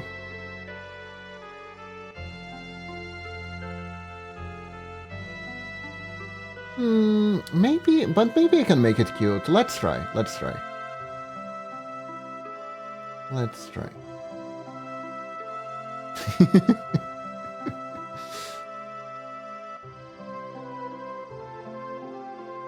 Oh yeah, there is one we can do. Momochi told me, asked me one before. The eyebrow one. You know the eyebrow emote? With the eyebrows moving up and down. Rock? Yeah, that one, Oryx, that one. We could do that one.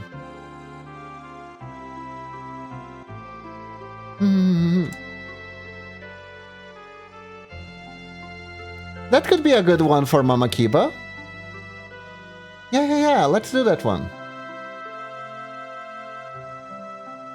Rock eyebrow raise meme. Wait, there's a meme where a rock raises their eyebrows? Really? So anyways, right. Okay. Keep going, Oryx. Keep going.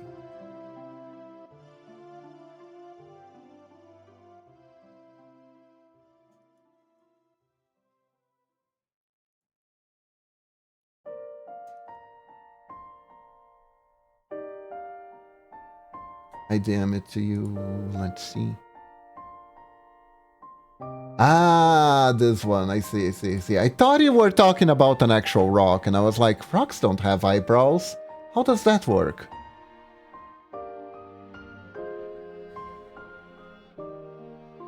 I'm done.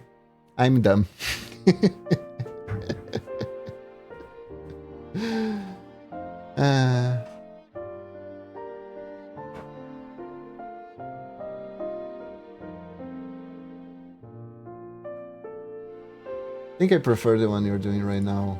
Alrighty then.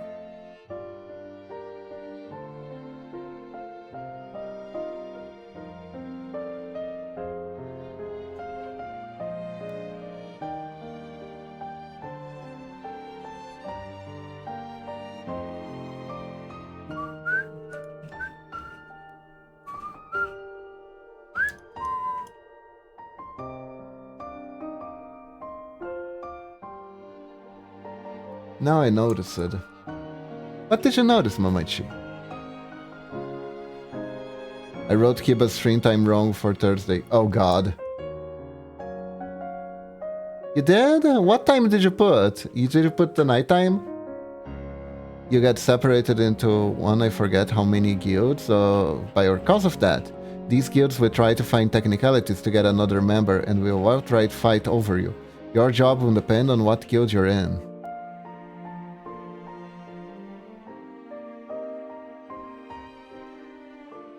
Usual time, but we have collab. Oh yeah, we have the collab with the VTuber formerly known as Avantira Coral.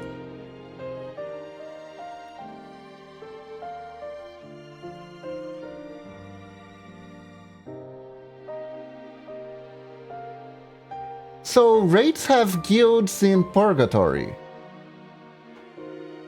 And there's also a number of magic disciplines which will severely alter your appearance as you perform them more and more. You might lose the ability and need to blink. You might constantly be surrounded by faintly audible sad melody. Wait, one of the magic principles give you backdrop music? What? You get a theme song?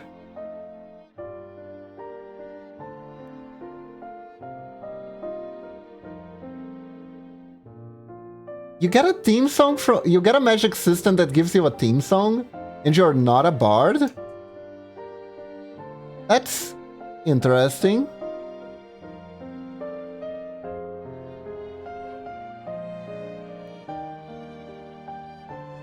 Yes, one of the magic disciplines make you constantly followable by a barely perceptible and depressing theme song.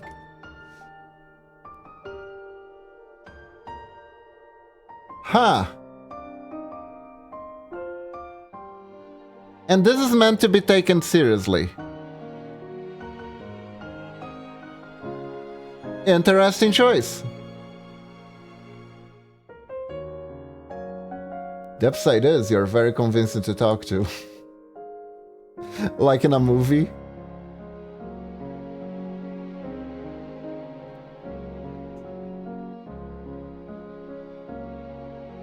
That is weird.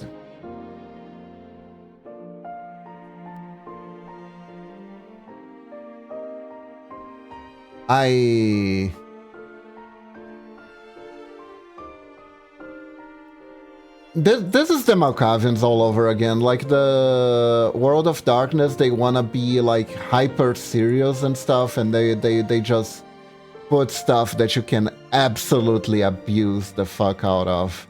Like imagine rolling a character who, to them, the saddest music you can possibly hear is the Mariah Carey Christmas music. And you're just followed by Mariah Carey everywhere you go. See game, you're making me wanna do this. See, this is you. This is you, game developers. You wanted me to be all serious, dark, and broody. I wanna make a character that's followed by Mariah Carey using your system, okay? This is what you get. This is what you get, game developers. This is what you get. The disciple is called keening, you know, like the old tradition solo vocalist singing the saddest shit you'll ever hear at a funeral. I want Mariah Carey playing at my funeral now. There you go.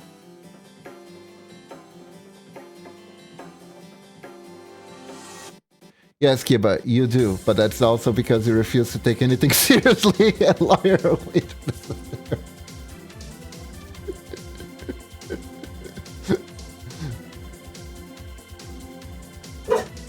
Look, I like feeling sad on my own terms, okay? Ah, okay, Whiskey, hold up. Lila. Lila is acting up a lot.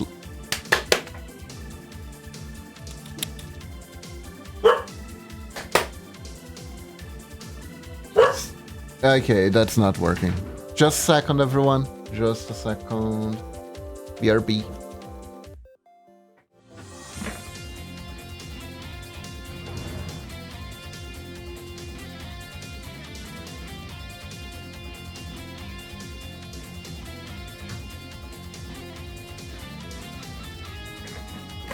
Oh god, you guys started a fight. Hold up. Ah, it's okay. Fighting blind would have been pretty hard. Sorry. Sorry. Can probably make the head a little bit bigger.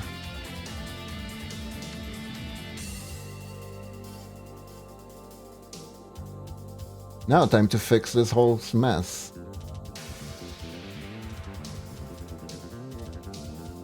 There you go. How is Bats Wolf Boy doing today? I'm doing good, Whiskey. I'm doing good. How are you doing today? Did you had fun yesterday?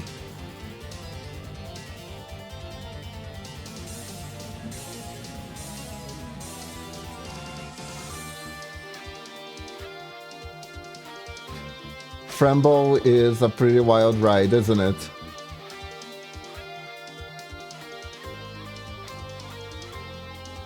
Had a great time yesterday. That's great. That's great.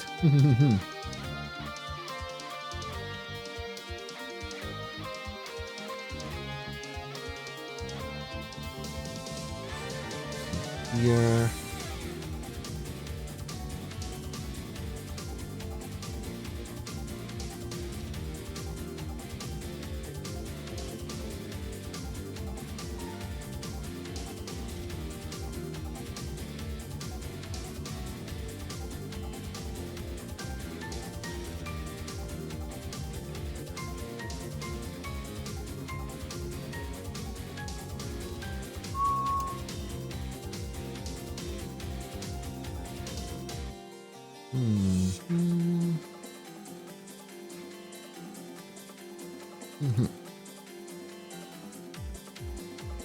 I did forget to eat dinner yesterday though. Oh no! You gotta eat whiskey.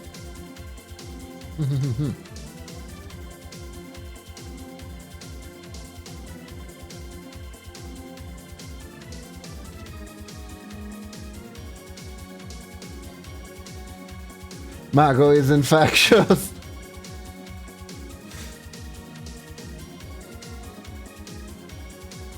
I think it's because we were doing a collab yesterday.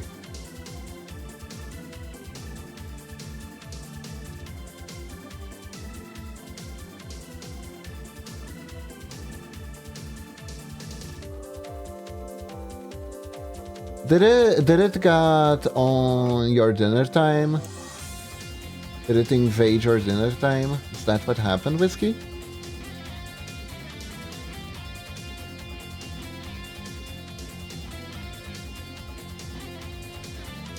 I got you caught up in playing Powered. Okay, that happens. I see. Speaking of which, what have I eaten today actually? Oi, oi, oi, oi, oi, oi. Speaking of which,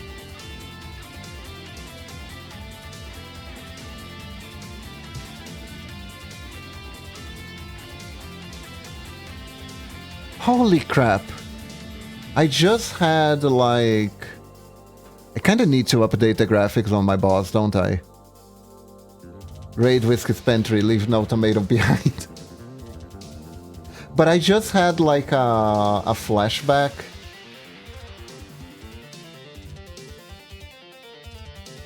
To back when I was in cram school. Because here in Brazil, in order to join an university, it used to be the case. Nowadays they changed things a little bit. But it used to be the case that in order to join any university, you need to do an entry exam. And there was like this big collective exam that you took for then further applying into universities. So I did get into an uni, but it was a pharmaceutical uni, and I ended up quitting because I didn't really had the stomach for it. So I reapplied. So in order to take the exam again, I had to go to a cram school so I wouldn't like forget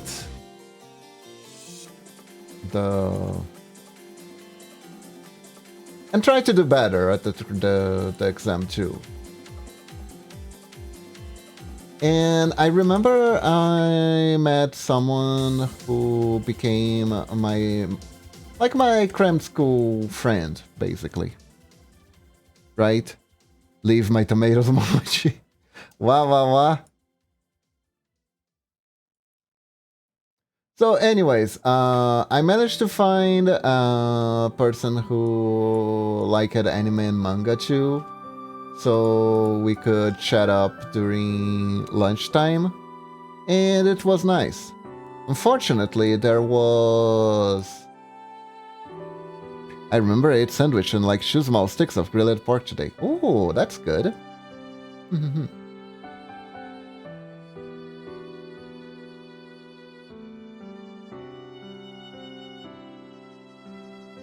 But at the time, liking anime was still very, very not mainstream, so to speak. Like compared to nowadays it's so mainstream. It's like, wow, I can talk about this openly. Amazing. You know those sticks of meat you buy in batches of 4 or 5 while walking around local market? Yeah, I do. Those are nice, I like those.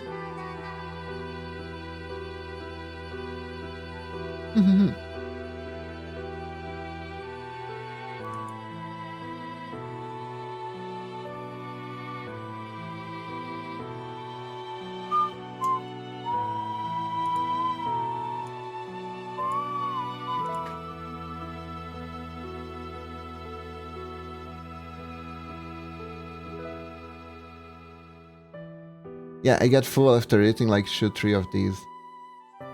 I don't know the average size in your country. To me, that seems about right for dinner time at least.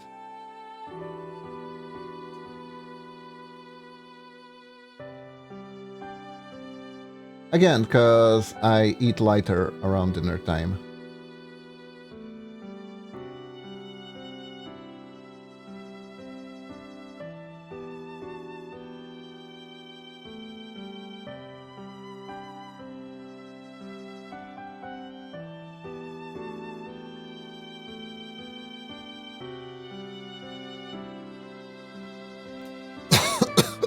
Sorry.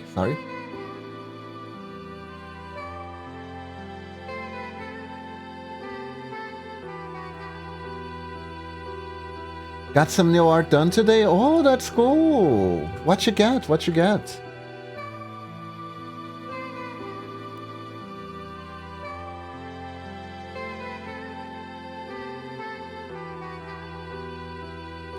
I think it's like less than 3/4 the size of my palm. It's not a stick.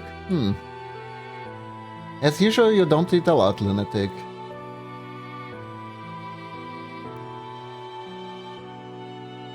Really nice minimalistic art? Oh, I wanna see it later.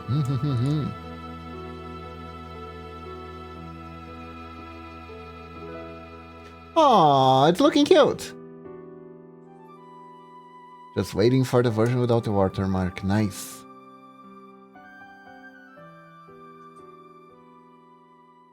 Okay.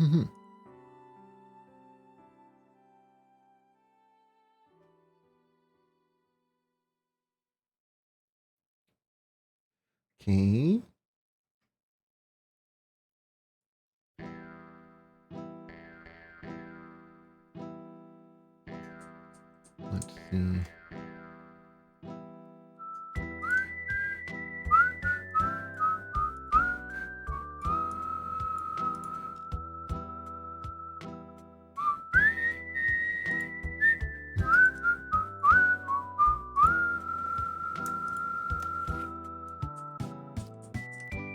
The most Western ninja theme you'll ever hear.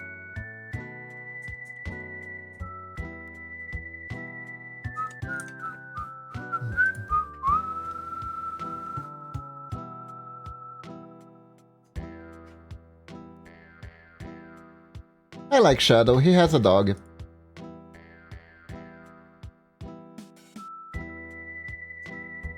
Guess I'm not too demanding on what I like in a character, huh?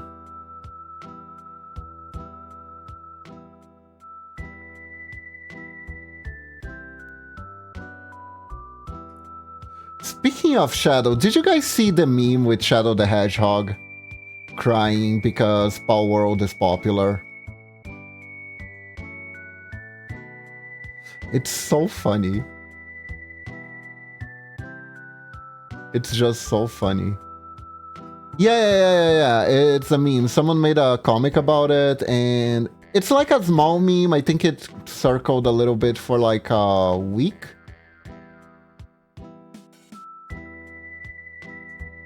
And then faded back into obscurity. Still think it was pretty funny.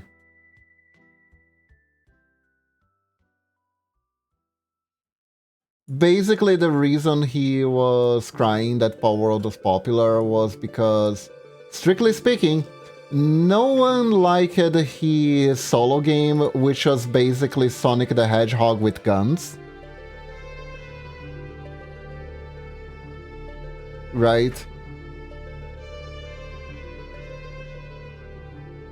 So, yeah.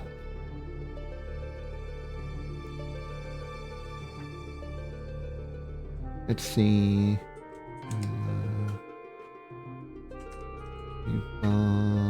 Eyebrow.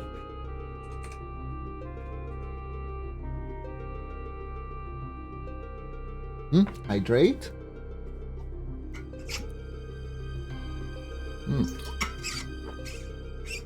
And another Ara. Thank you for the reading, Lunatic.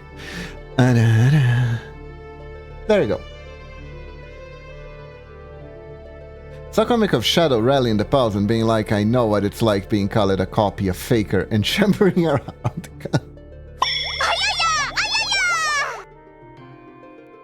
Beautiful.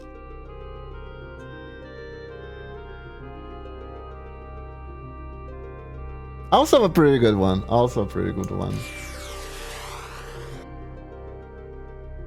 Yeah.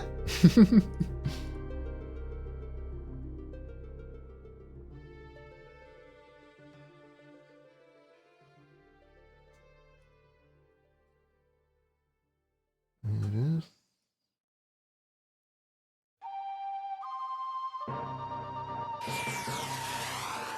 Na, miss me. Ow. Momochi always gets ow.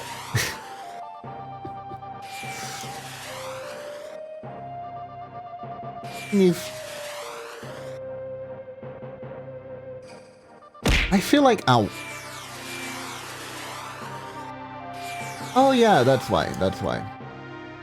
No wonder I felt like something was missing. Something was missing. I'm so glad I made so much shit to throw it. I'm glad you enjoy it. I'm not entirely sure what it says about me that you enjoy throwing shit at me so much, but yeah, here we are.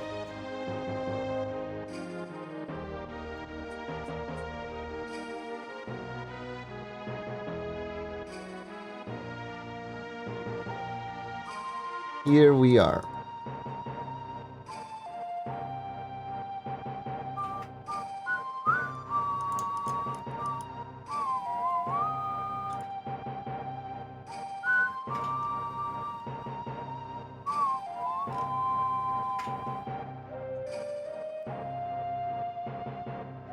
Also, Momo hit twice in a row. It's rigged. It's rigged. She rigged the system herself. I don't know how she does it, but she does it.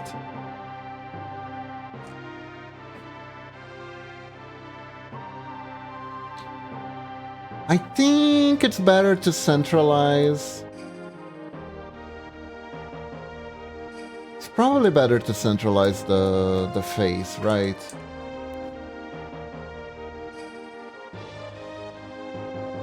The hair and the ears can be a bit cut out in exchange for we getting as much clarity as possible. Hey Kai, welcome to the stream. How are you doing? We are making more emotes today. Yes, yes, yes. While Norex tell us about terrible World of Darkness ideas, I think. I don't know if they're terrible. I know that I would absolutely ruin them. I would actively work against the mood they're trying to set.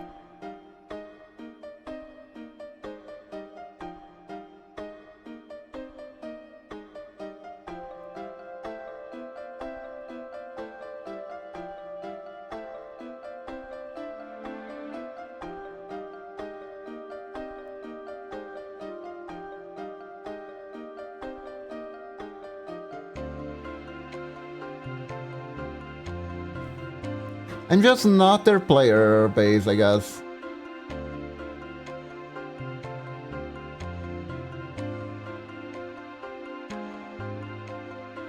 I hereby point to the Monty Python bedtime stories and rest my case. Yeah, no, that's the thing. That's the thing.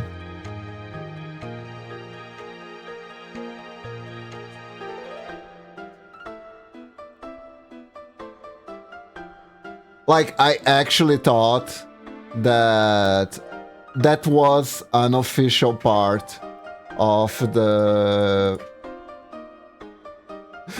Arthurian mythos. You know? I'm okay, just go home, Bug. I'm having issue with my dogs. Alright.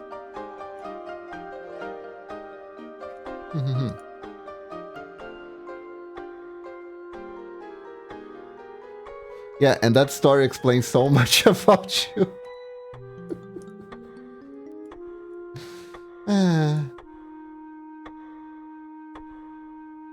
You know what's the weirdest part? The first thing I usually hear people telling about me when I meet them for the first time is that, like, oh, I always thought you were, like, super serious or something like that. I even gotten that from Momochi.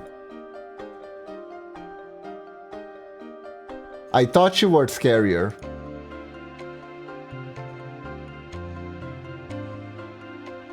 Kind of stuff like that.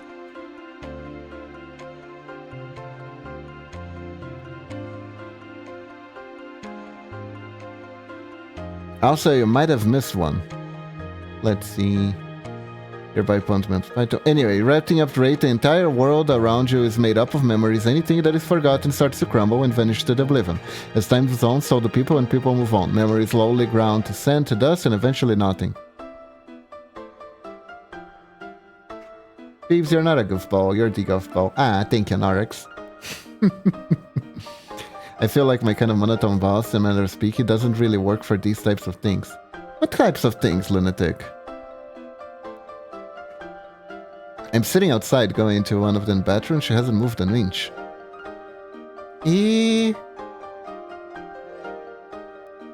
Dogo giving you a hard time.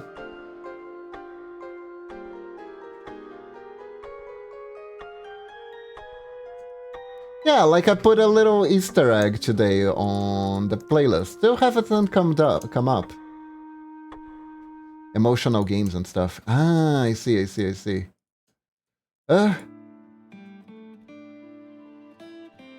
Like I said, I'm not the target audience, so my main stance on the vampire. I'll be very real.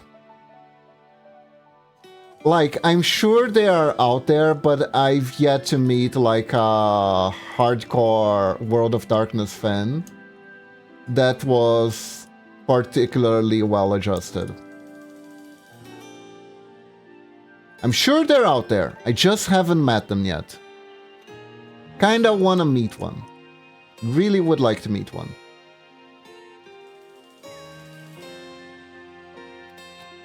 If you can transcend the purgatory, this is what will happen to you eventually. You will vanish to the oblivion.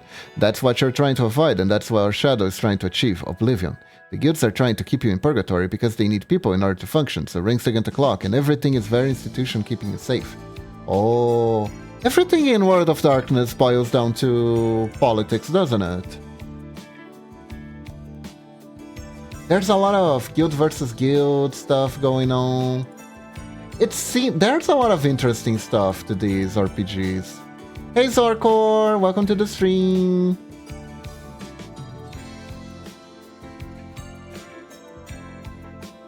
It's really interesting. Hello, how are you doing today?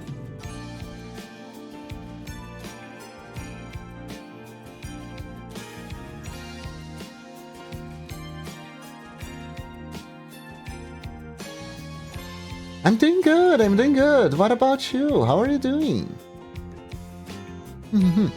Oh, Kai wants punishment. Hold up. Where's Kai? Here we are.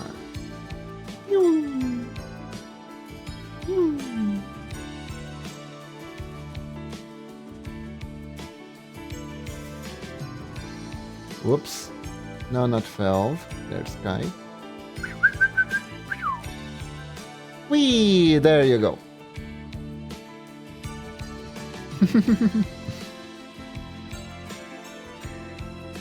But like, I don't know. I don't know if it's the people I seen playing. I feel like a lot of people just want the... Some people are more focused on the power aspect. Especially with Vampire, right? They want to focus more on the nitty-gritty politics instead of focusing on the personal drama. And no one wants to tell jokes ever.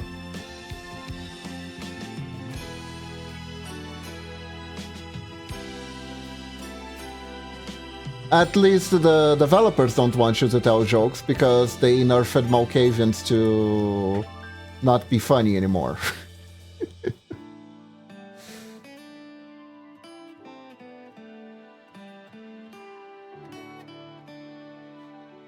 There is also Mage the Awakening, which is about realizing that reality is for losers, you're just rejecting. That one is fun. Isn't that what Malkavians did, though? Pretty sure that's what Malkavians did, at least how a person explained to me once. If you reject reality too hard, a paradox spirit, basically a reality cop, shows up and goes, nah, and puts you in timeout. Random Kiba fact, random Kiba fact.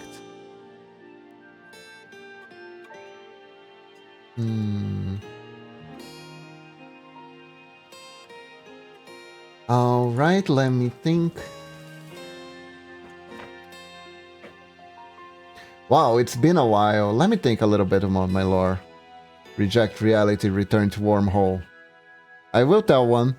Momochi says she's gonna tell us a Kiba fact. Okay, Momochi, you take over. Tell me a Kiba fact then.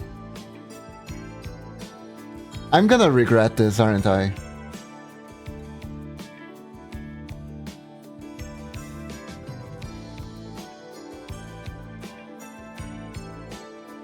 Did you know that Kiba has an Arabian twin? He's called Kibib. God, no. Oh God, no. No, no, no, no, no, no, no, no, no, no. No, no, no, no, no. Like the food. We don't talk about keeping. I think you even messed with my voice. It's just complaining about my voice, so it's fine. I think your voice is fine, Lunatic. I do think your voice is fine. It's a good voice. I don't think it's that monotone at all.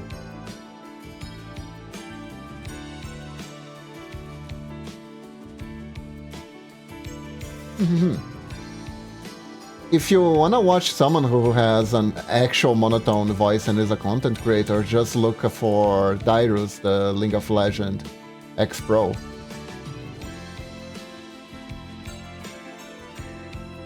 That guy has a monotone voice. He also speaks uncannily slow, and if you speed up his videos by 25%, you can actually listen to his voice without any distortion whatsoever. It's eerie. Is Kibeba also a wolf? Yes, Kibeba is also a wolf.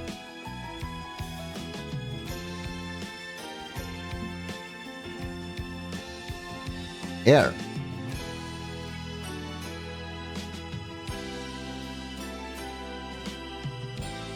Aw.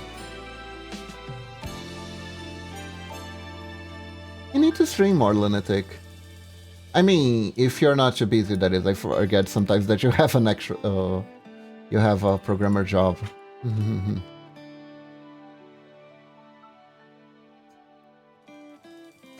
Whoops.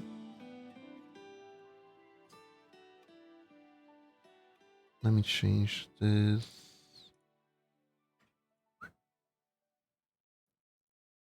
Make this cuter.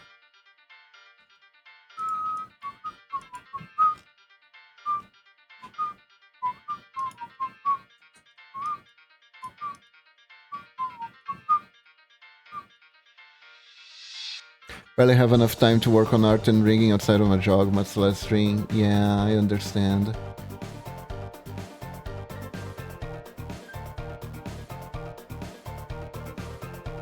Yeah, the way most artists do it, if they want to dabble into string, is just streaming the streaming art.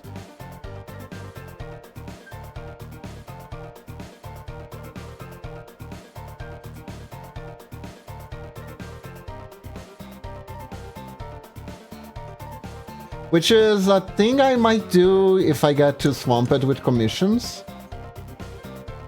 Like cut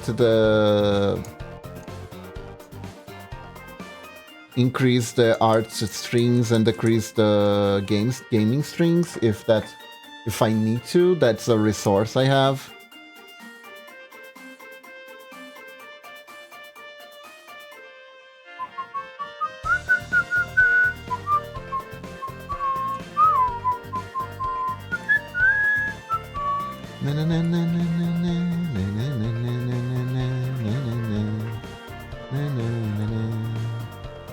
Hold on.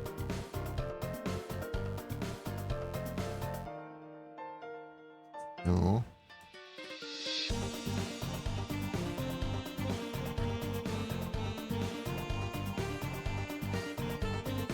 Thankfully, it still hasn't come up. Have been able to balance both decently so far.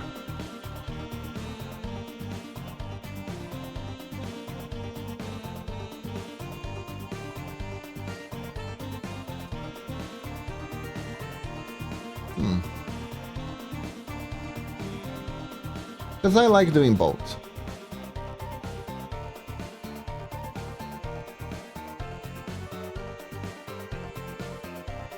Luna, did you wash your ass? I don't know why that came into my brain, it just did. I see.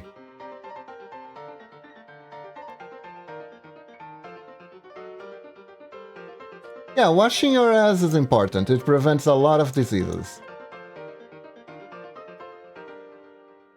That is true, that is true. Dun, dun, dun. Dun, dun, dun. Dun, dun, dun, dun.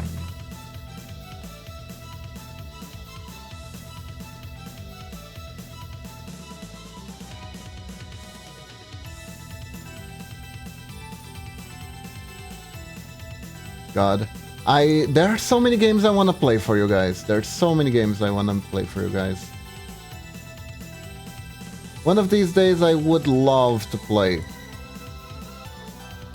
all the Mega Man games. Just all of them.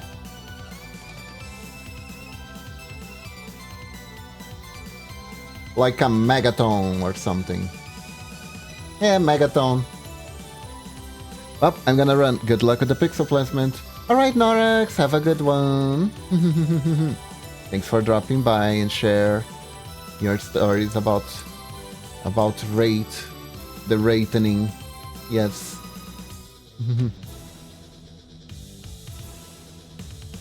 I think you missed it, Kima, but the reason why I can't stream the art is because it's not safe for work. Okay, that's fair. That's fair. That is fair. There are places for it, but from what I heard, they're actually kind of meh.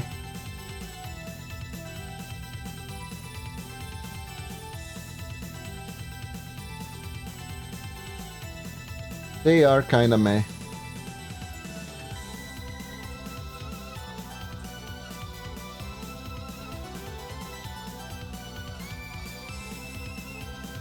There's something special about Twitch that makes it really hard for other streaming services to actually compete properly.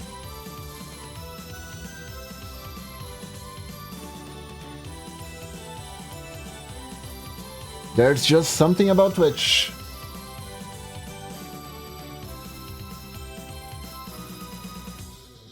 I guess the core user base is just really loyal in the end, right?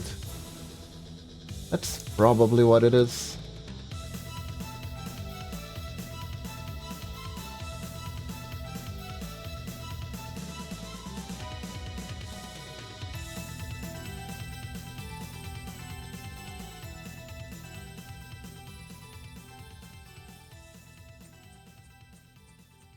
I think this is fine. I think it's because it's a really popular, so there's a lot of support and sort of stuff.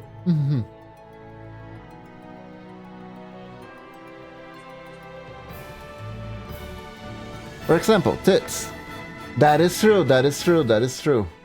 If I started streaming elsewhere, I wouldn't be able to use tits.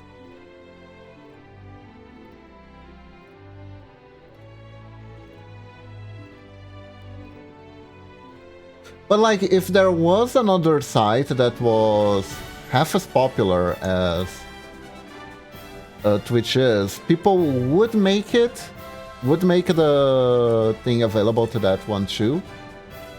Just nothing even comes close. Yeah, everyone loves tits here, that's true. I don't. That's valid.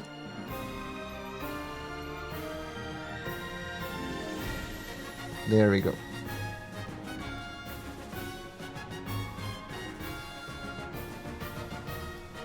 There we go.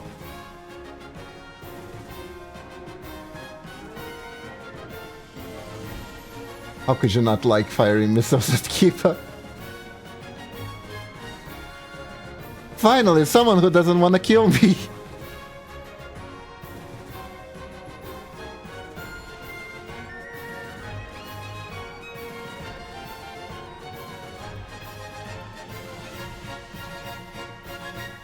I'll be back, gotta walk the doggos. Alright, Kai, have a good one.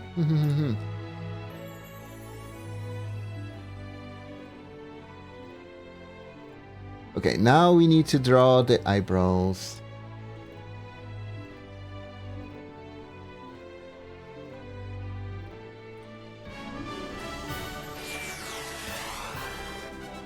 Or not, I maybe spoke too soon.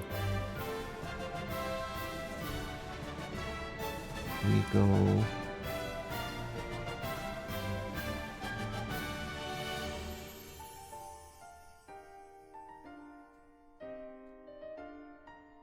So Momochi called me Flip Ninja the other day.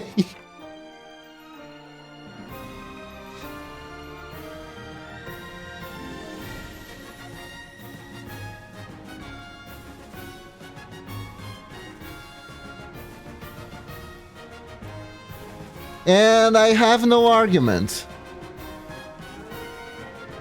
I have no arguments against that.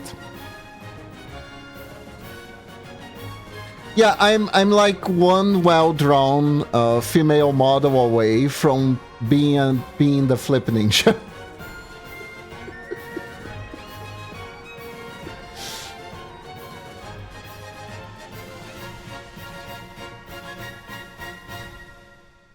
It is time we must mod the game. Oh no.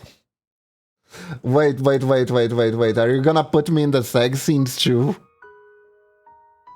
Oh, shotomate. Begone tomato. Begone tomato.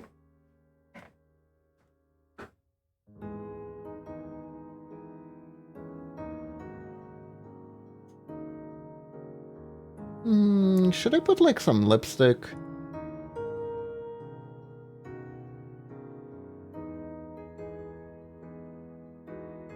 Without a booba, I look surprisingly tomboyish. There, lipstick, amazing. I look like a housewife having a midlife crisis.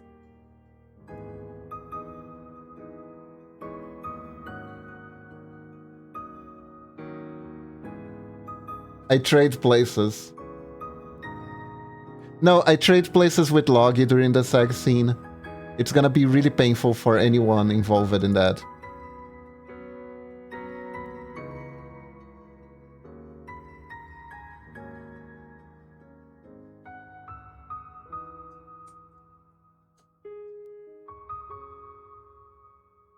Still look like a housewife having a midlife crisis. Lipstick is tricky. It can work sometimes, and on other times fail horribly.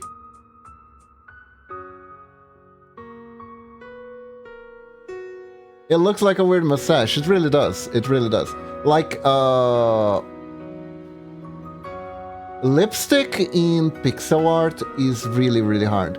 Usually, your best bet is the lower lip. The lower lip tends to work better.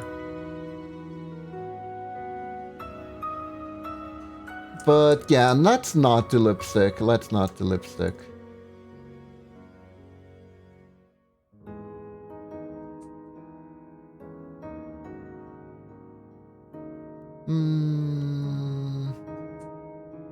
But yeah, what else? Need the scar.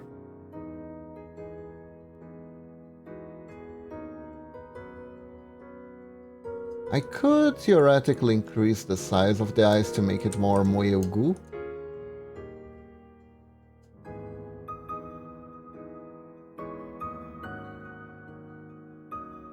But I don't really know how much value that brings to the table, you know?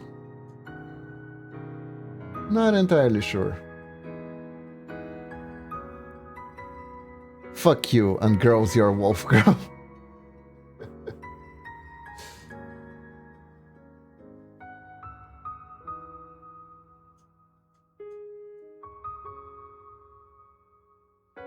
I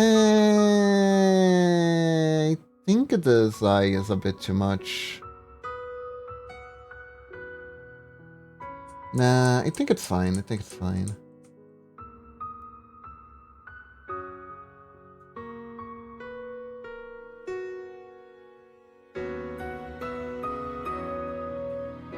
Maybe I can do like a little blushy here. There we go.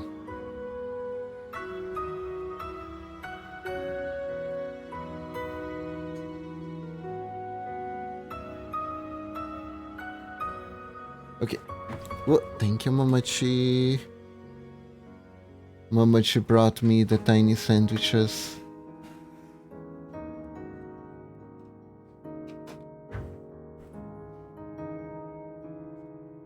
What do you think?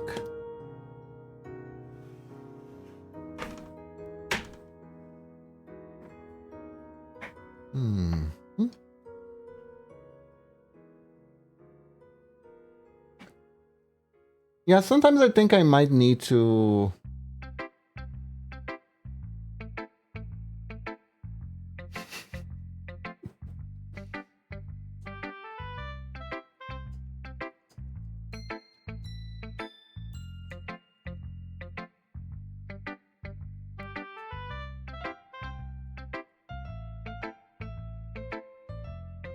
This looks a bit cuter. I unironically like this music. I think it's very nice. Of course, there's context that makes it terrible, but you know.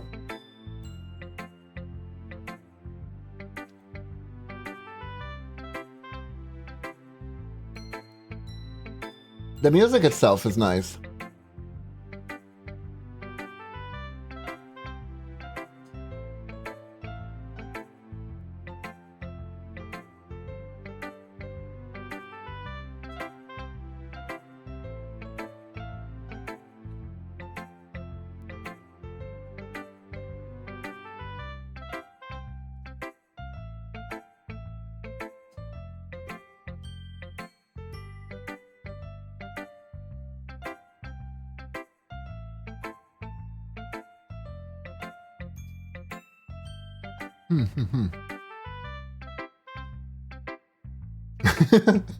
Yes, Lunatic, the music is magical like that.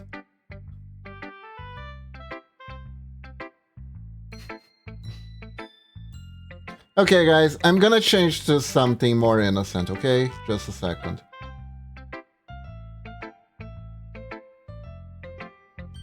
A good music without any kind of implications. Here we go.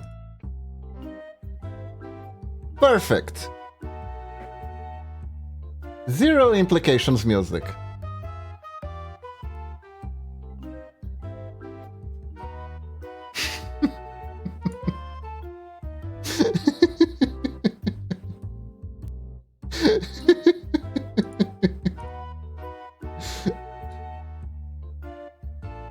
do do do do do do do do do do do do do do.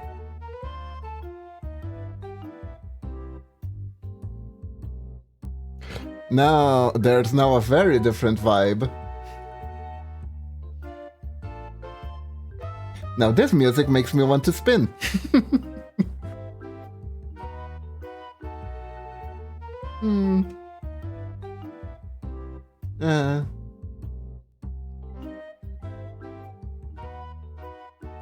Jokes aside, the musics are pretty banging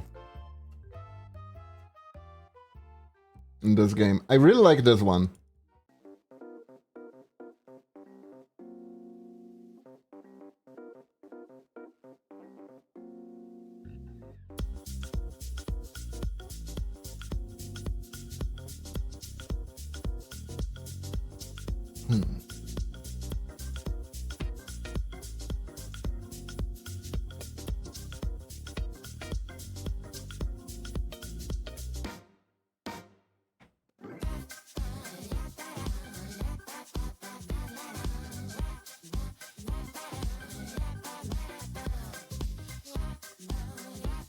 Okay, random ninja fact of the day. Let's see. Did you know?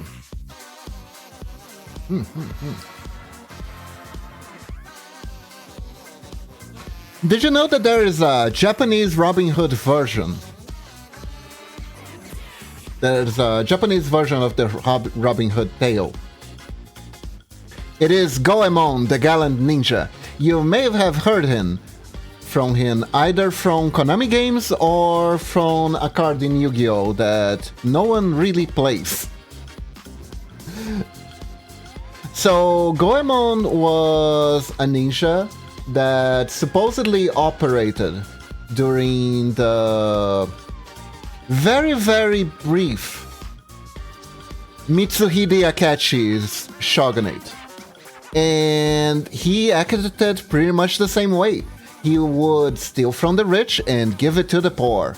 Unfortunately, Mitsuhide Akachi did not like Goemon's antics, And after many fights and trials and errors, Mitsuhide Akachi managed to capture Goemon and then boiled him alive. If you're a ninja, guys, don't get caught. That's the moral of the story. Despite being boiled alive, he was still considered a folk hero. Yes.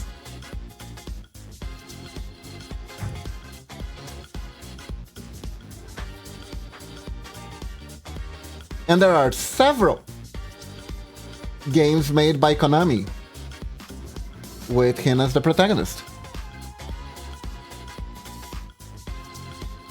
But goddamn, this music is bopping.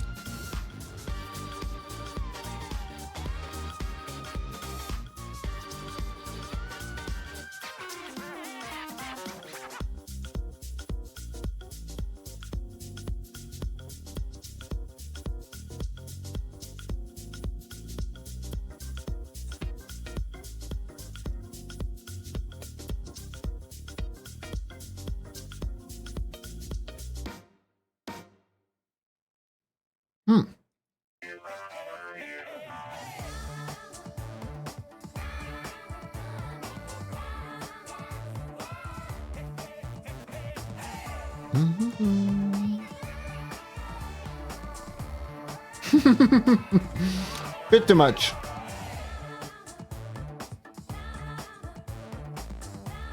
Too little? Dun, dun, dun, dun. Dun, dun, dun, dun, dun, dun, dun, dun, dun. Dun, dun, dun, dun, dun.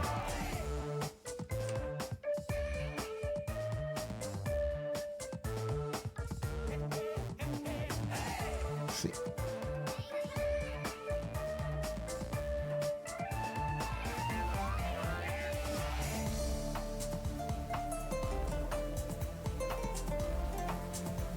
And then properties 50.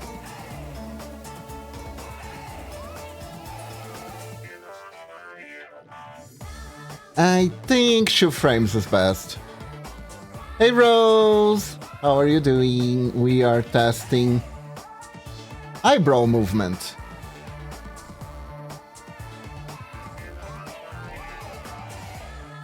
This is too much.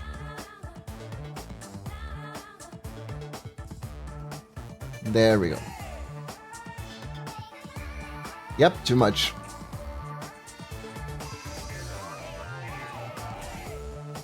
I think it needs like 1 pixel lower. There we go. This is the effect we're gonna try.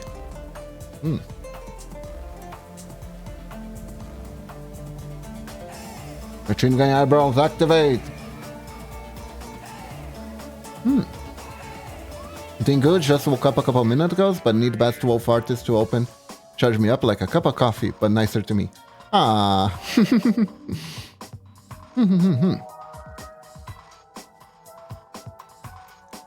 I hope you have a nice breakfast. Yes. Okay, so now we are going to new empty frame. New empty frame. Let me take this one.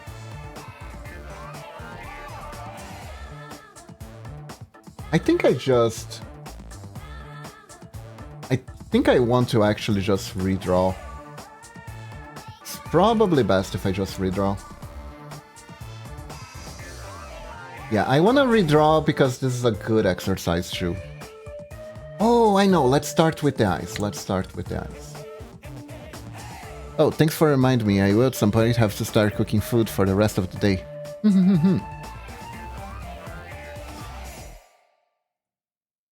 It is important, yes. Cooking keeps you alive. Food is good, yes.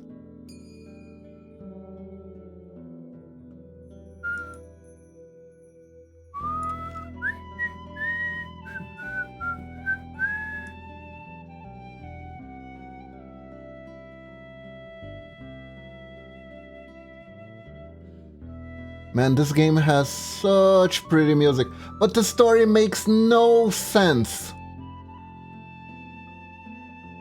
Did you know that Chrono Cross was the first and last JRPG to have in their plot that save points are evil, actually, guys?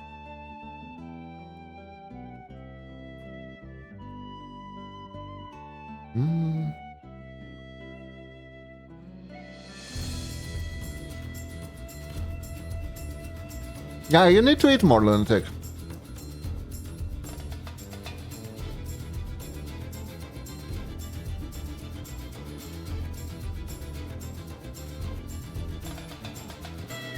Wait, what? Save points are evil?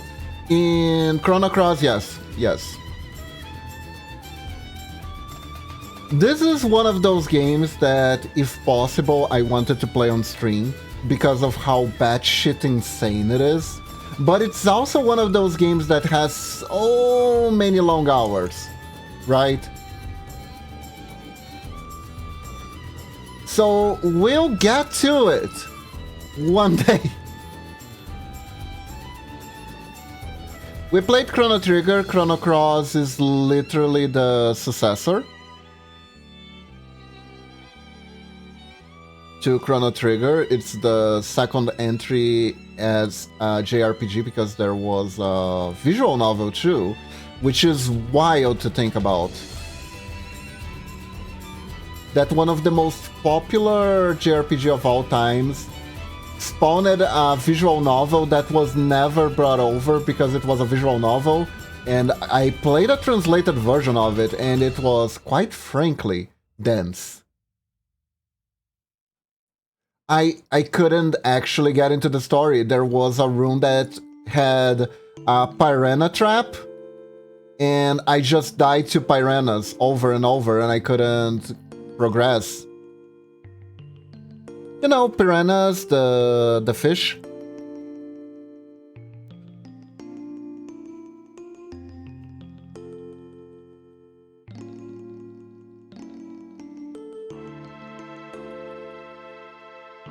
Just, you start roaming around in a castle, and like one of the first rooms you meet, there's a trap where water starts flooding and piranhas just pour in and kill you.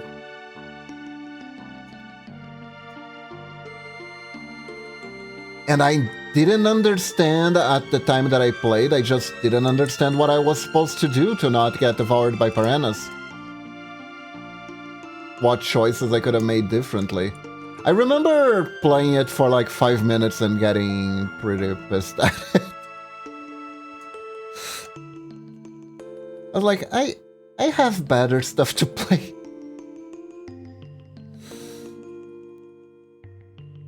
I don't need this. I don't need to take this from new game. I'm out. That was kind of the reaction, yes.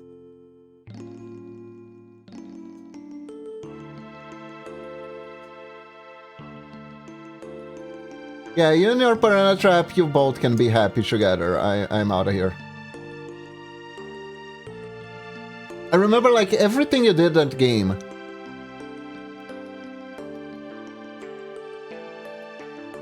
Activated at that trap.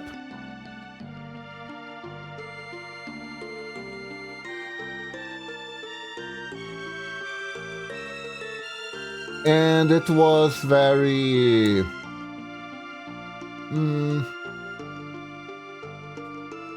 It was basically a very old school text-based game.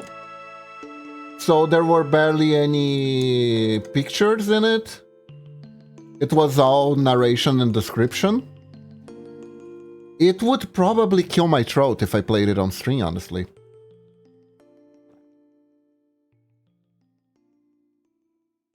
That's how much text there was.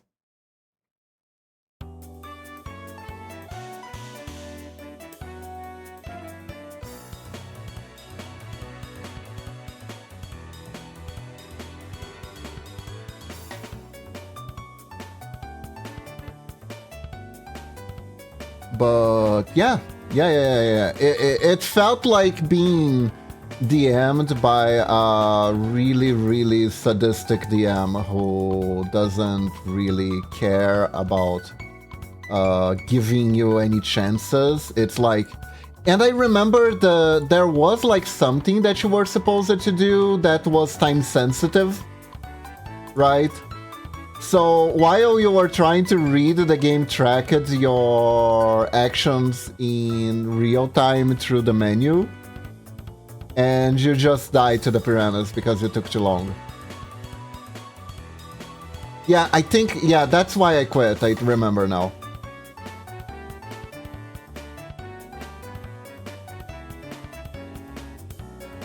My brain managed to confuse itself. Why?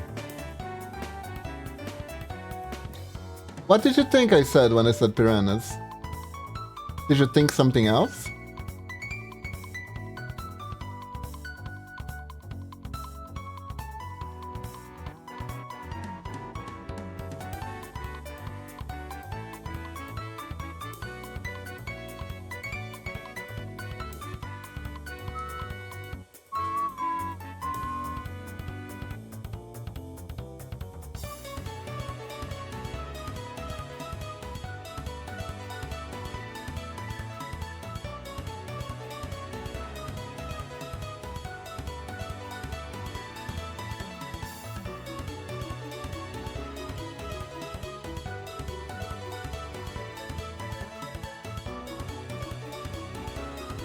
No, my confusion's unrelated. I had an idea to make an idea, but had no idea for what the idea to think of. Oh.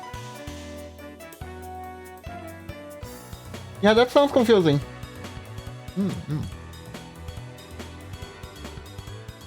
Tiny sandwiches. And my brain imploded trying to reason that. Oh no.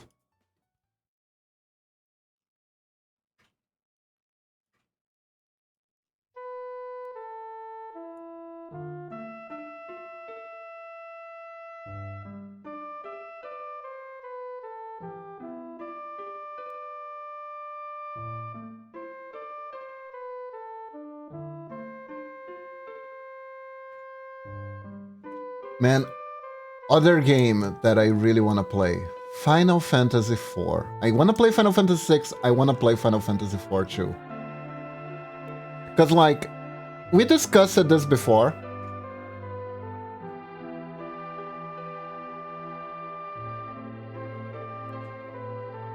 The Final Fantasy series, welcome back, Kai, is more well known for Final Fantasy VII. But there are a lot of die-hard fans of Final Fantasy VI as the best Final Fantasy. However, did you know that there are also die-hard fans of Final Fantasy IV claiming that Final Fantasy IV is in fact the best one?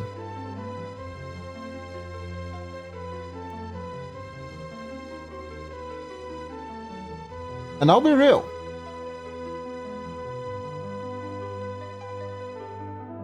It's like, how do you get an idea to think of an idea and then have no ideas for it?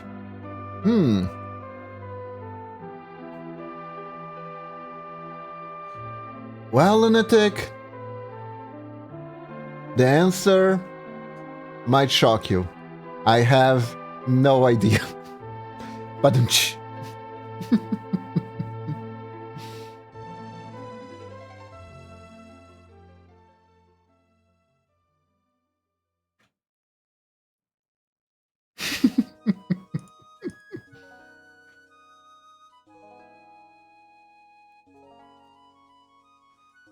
But yeah, there are people, it goes on another level. There are people who defend that the actual best Final Fantasy is 4 instead of 6. And Final Fantasy IV has some pretty solid story beats. I don't think it aged that well as people think it did, but I do think it has quite a few very solid beats, because there are a few things that are never done again in the Final Fantasy series, which are pretty cool. Found another rare penny that's going in my safe box so I can sell it for big bucks. Nice guy, nice. Like, Final Fantasy IV actually makes you play the villain during the first few beats of the story. Do you really like the free ring plushie? I'm glad, I'm glad. You get to play as a villain who redeems themselves and becomes a hero. Which isn't done that often, I think. I think it's a trope that isn't done as often as it could. Because it creates so much... how do you say... It creates a higher interpersonal connections with the big bad, you know? When the big bads used to be your boss and your work buddies, you know? And then they do something that makes you realize, oh fuck, are we the baddies? Right? I think it's a cool story beat.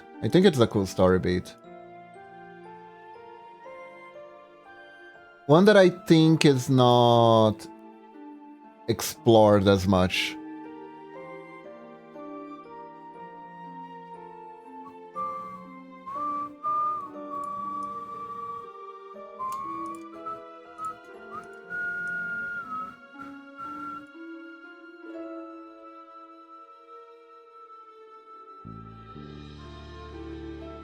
Six also has a similar plot vibe, but turns out we were being brainwashed all along.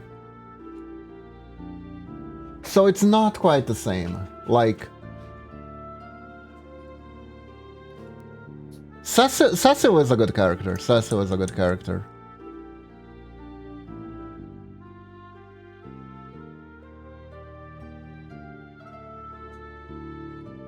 And it's like, it's kind of dorky because, like, within 5 minutes, you can tell that there are a lot of people around you who are scummy, right?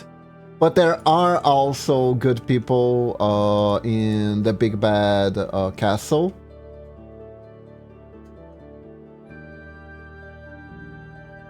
And...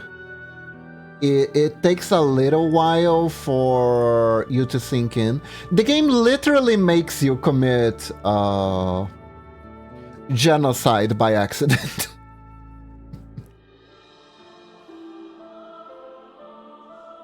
And then you're like, what the fuck?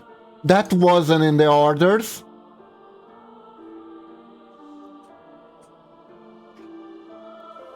So... I'm gonna give you a spoiler for like the first half to 1 hour of the game, okay? Which in JRPG terms is nothing. So here's what happens. You are Cecil, the Dark Knight, and commander of the Red Wings, a special squadron working for the Empire. The Empire... sorry, wants to control...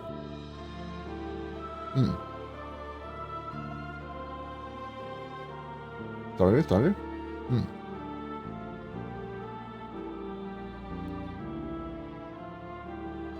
Okay.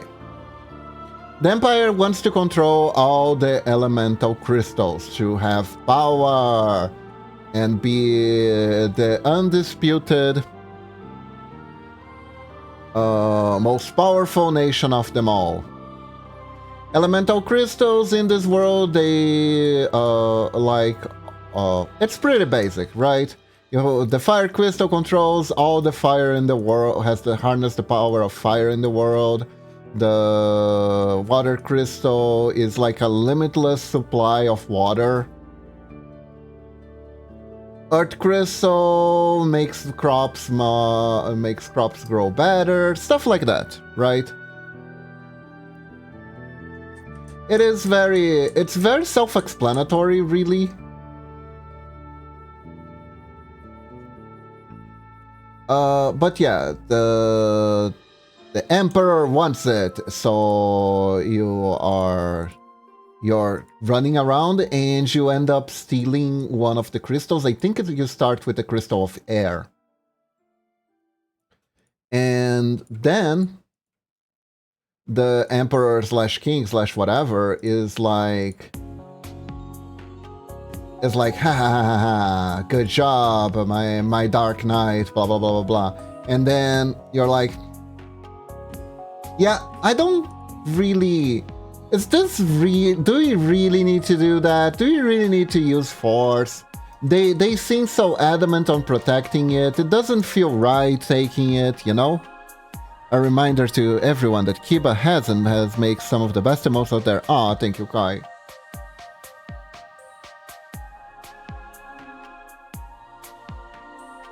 So, and as you might expect, the Emperor doesn't like that. The Emperor doesn't take kindly to being criticized.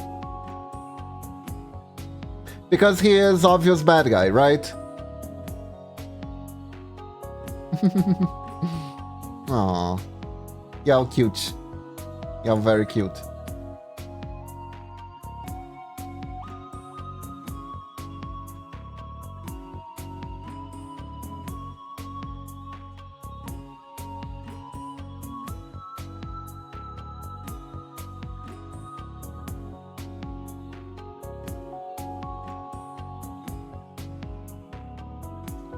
And he is like, you know what?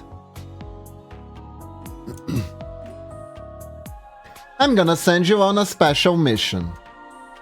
I need you to deliver this parcel beyond the Valley of Mist.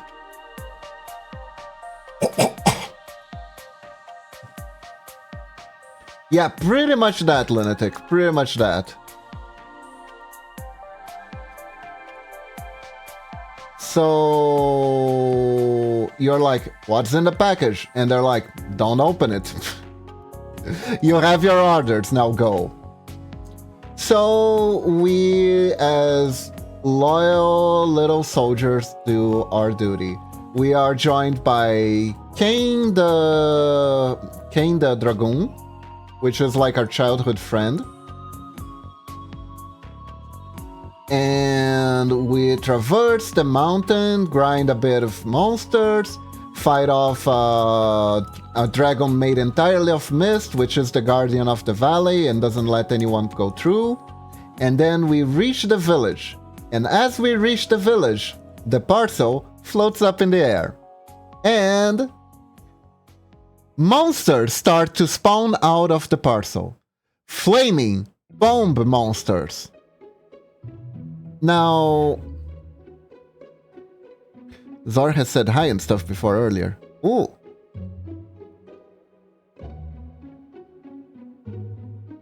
Not until you interact with other people aside from me, regardless that I'm present. I see, that's what's going on. So yeah.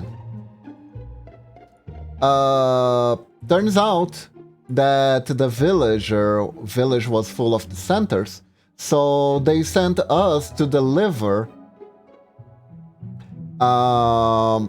package that's full of extremely volatile exploding monsters, and they just burn down the village on their own by existing.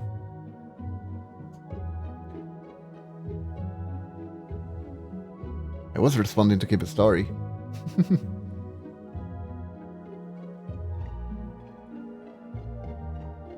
So everyone in the village dies. This is like a zero survivor kind of situation.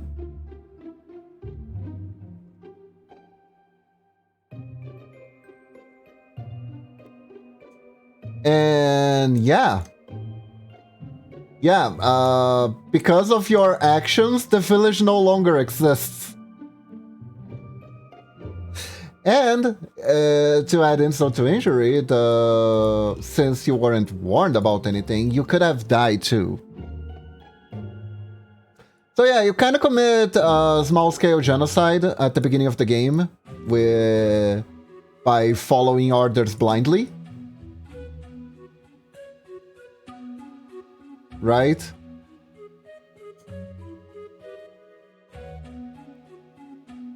And most of your journey from that point onward is to redeem yourself from your actions. For instance, there's actually a village. There's actually a point in the story where you reach a village where everyone in the village knows who you are and what you did. And if you go to the tavern and order a drink, you get poisoned. People try to steal stuff from you. It's amazing. It's great. It's great. You actually feel the consequences of your earlier actions. People freaking hate you.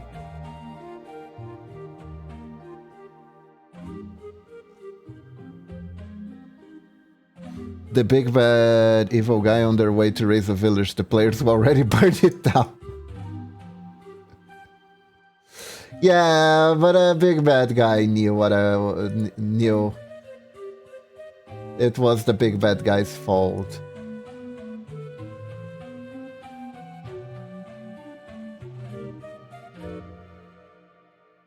But yeah.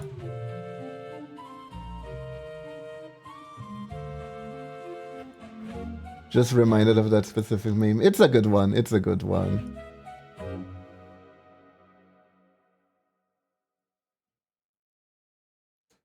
Final Fantasy IV was so fun. I need a version that's like updated and isn't as grindy as the original one. Would probably be good for a stream. They relaunched that game in so many different forms. I think the remakes for Game Boy Advance are the best ones.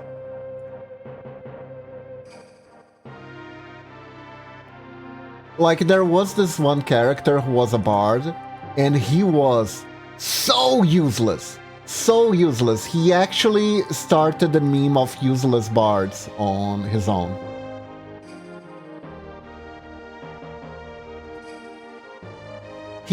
Because of the translation at the time, he also gets called a Spoony Bard, which ends up becoming the handle of a certain video maker from the 90s that ended up getting into a lot of trouble.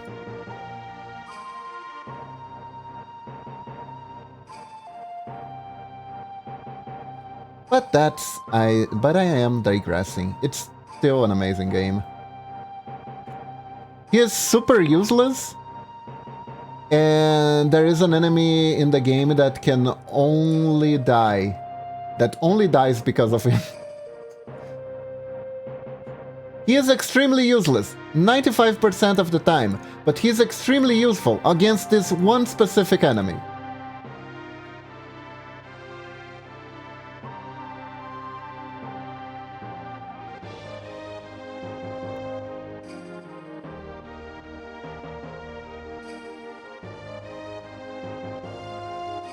And my internet is bad today. Ah, that's too bad, Zor.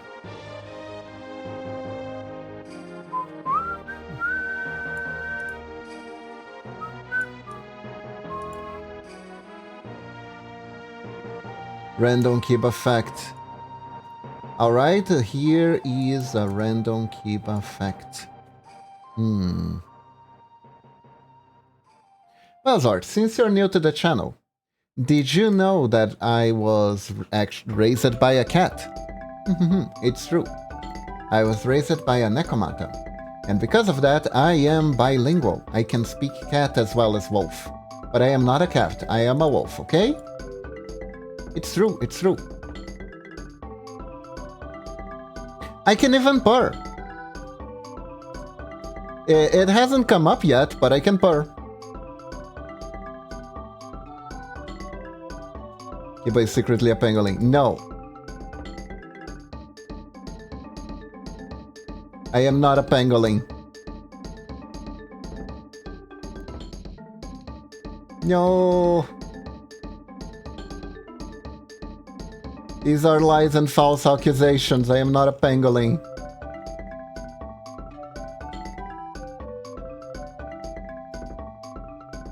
I'm also not a fox nor a kitsune.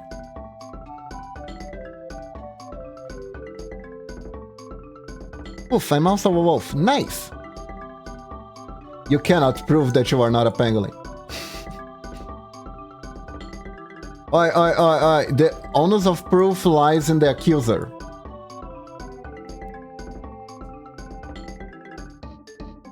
That's how law works, you know? The burden of proof, not the onus. I mean, it is the onus, but that this work doesn't.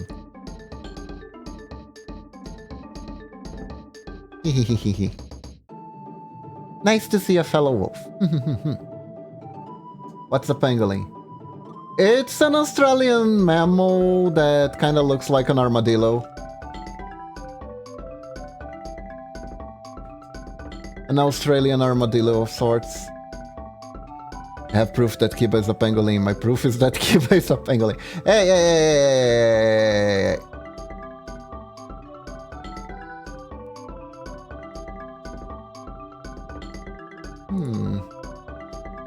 I wonder if I was able to keep the proportions right.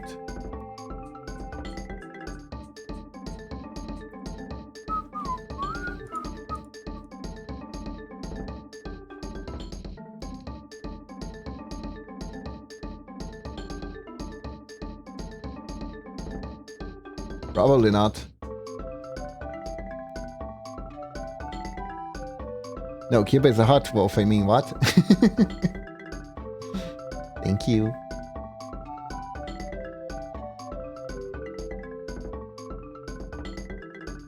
Wow, this is like a really big shift in art style. Interesting. Figuring out how to do this better. Should improve my skills, yes.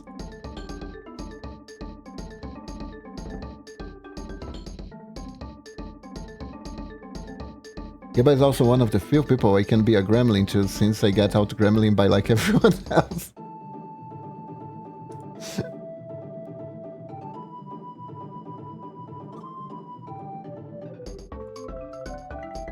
In Momochi's stream, Momochi bullies you.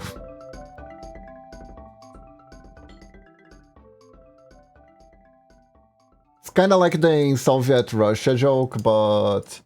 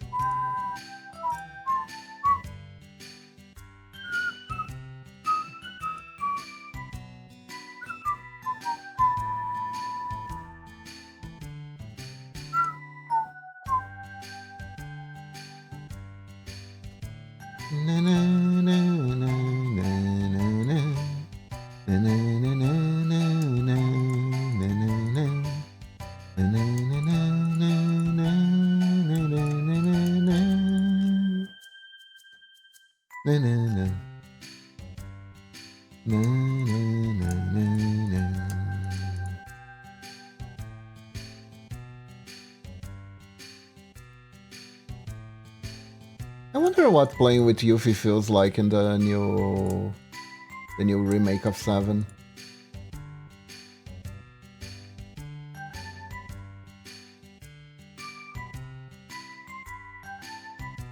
Like, retroist pride aside, Final Fantasy VII is a great game.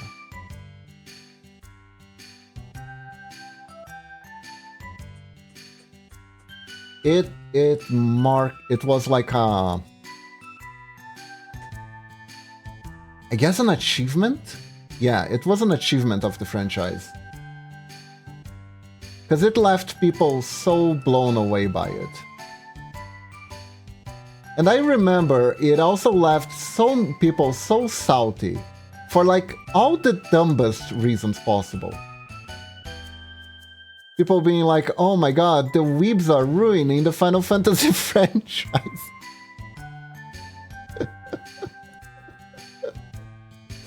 Did you know that this was a discussion in the 2000s?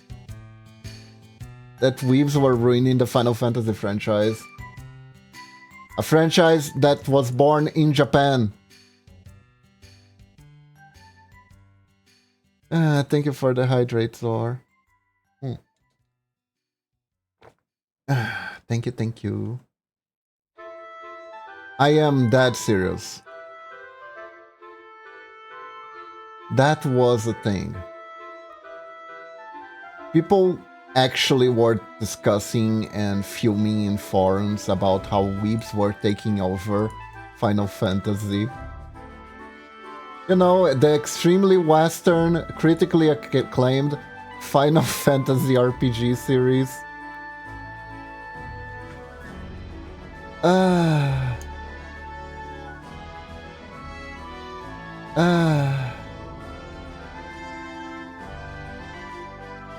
I'm so glad this is not a discussion anymore. You have no idea. I am so glad.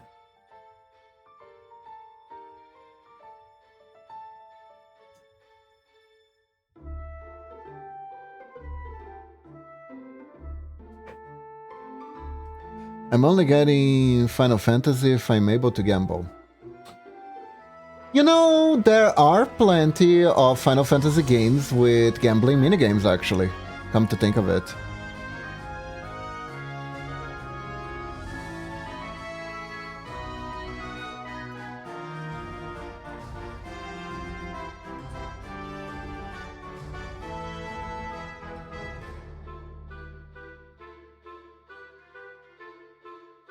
Is it me or do I become more moe the closer I get?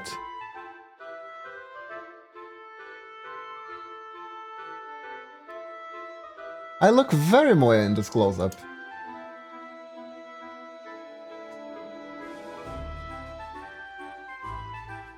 And slightly under it, come to think of it. Let's...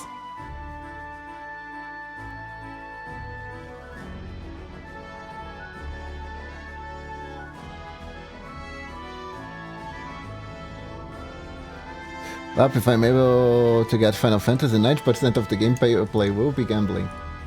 Let's see, then you're gonna spend a lot of time at the Gold Saucer. Final Fantasy, the original Final Fantasy VII has this section. I'm not sure, I think the remake has it too, but I'm not sure how prominent it is.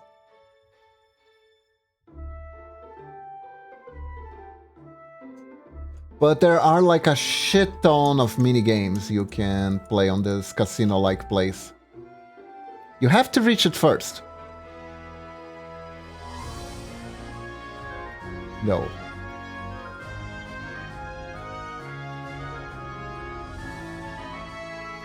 So, good luck on that. It does take a while to reach. It does take a while to reach.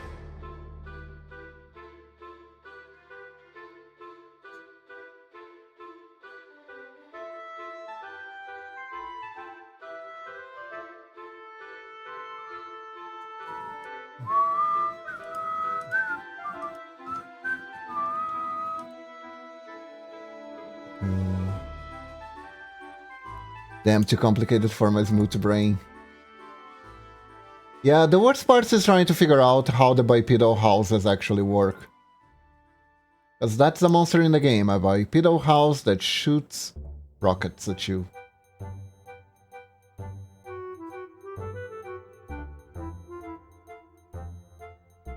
I wake up and see...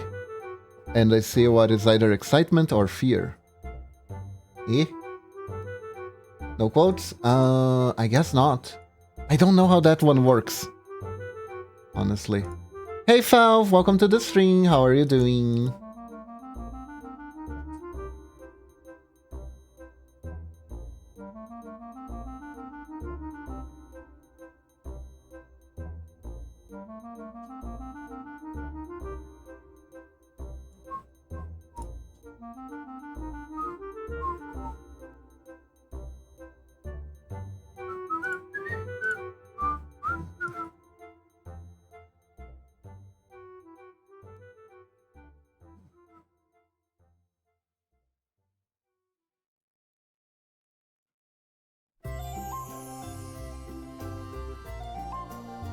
passed out from my meds, so now I'm just trying to figure out what it is. Oh, I see.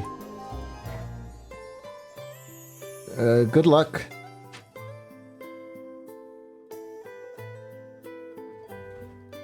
You do quote, add, insert quote, or add quote, insert quote. Ah, I see. That could be useful. I'm not sure for what.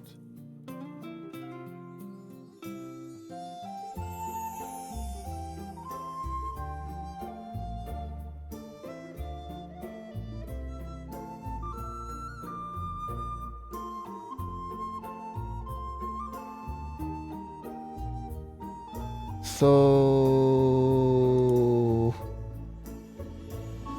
let me see if I can make this work. Let's see how this is working out actually.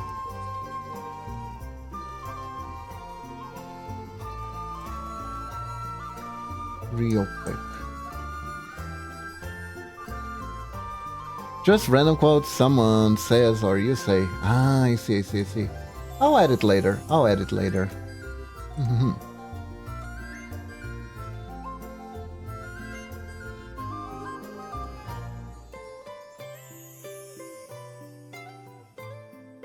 So something like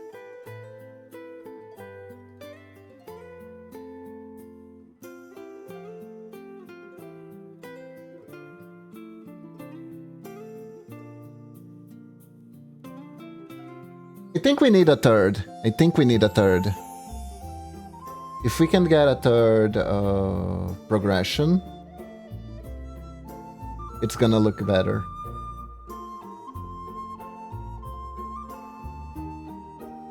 Yeah. New empty frame. Third one is gonna be 90% eyes and eyebrows, right?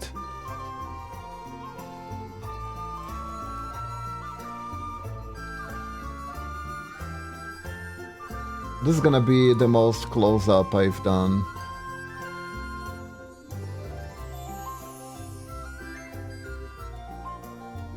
Of an eye. I think this is gonna be the biggest eye I've drawn in a while.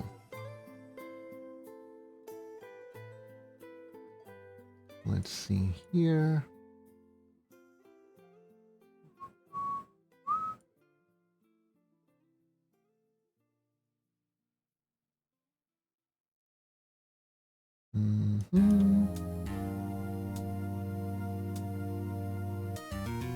Man, I have the Apollo Justice trilogy staring down at me, and I want to play it so bad. But I need to finish other games first.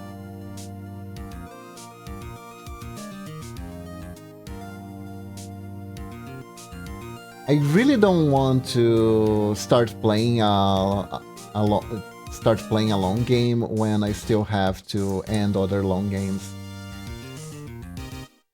It's not too good. If you guys can't follow what I'm playing too well, right?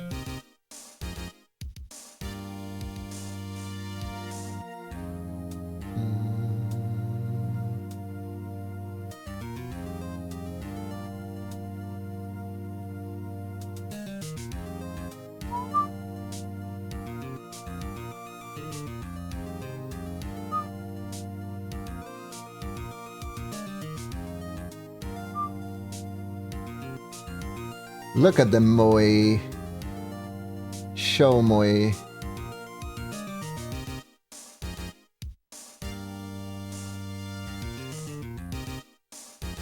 Such moe eyes.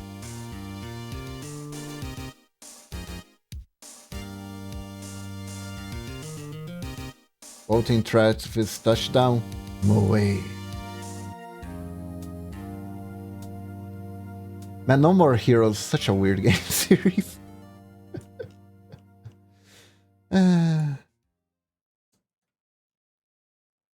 Funny one, but weird. Have you guys ever played No More Heroes? Who here has played No More Heroes?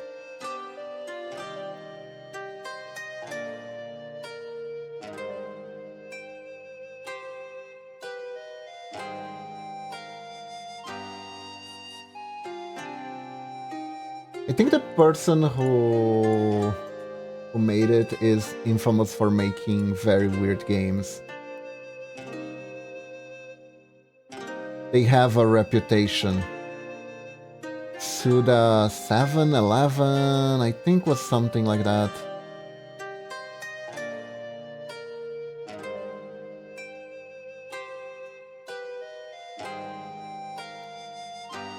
There's like so many of the series too. I've watched them, but I also just watch weird stuff. That is fair, that is fair.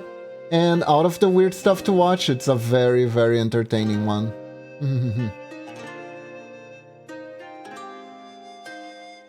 I like to watch unusual games, which is why I try to play unusual games on stream.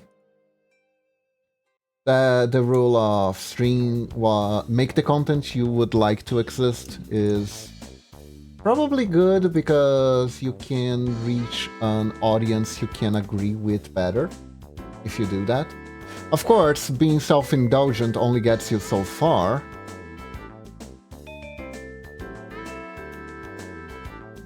So listening to the people who support you is super important also, but you know. It's good to be passionate about what you do. Like, imagine if I just played whatever was popular and I'm like dying inside trying to play the thing. It wouldn't be a good watching experience now, would it?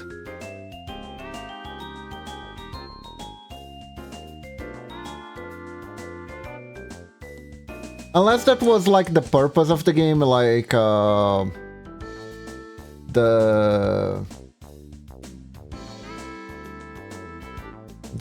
Getting Over It game series.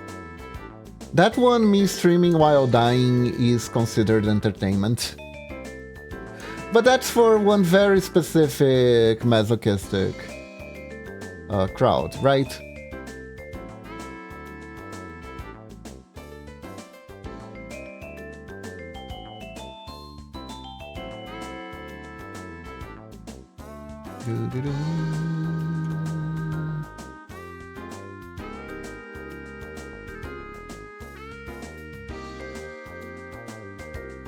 I will say, one thing that always gets me as a content creator is, like, no matter how many times you think about it, you think to yourself, sometimes there's this weird thought that always worms in your head, that you're like, oh, am I making enough progress on game X? And it's like, dude, you're streaming, you're talking with your audience as you play the game. It's not gonna be as fast as if you're playing by yourself. Chill. If they were there wanting to see someone, if your crowd wanted to see someone play the game in the most efficient way possible, they would have gone to a speedrunner instead. You're not a speedrunner.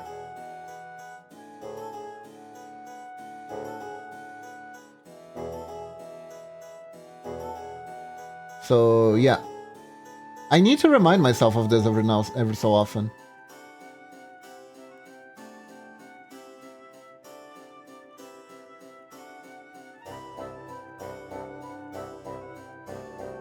It's tough.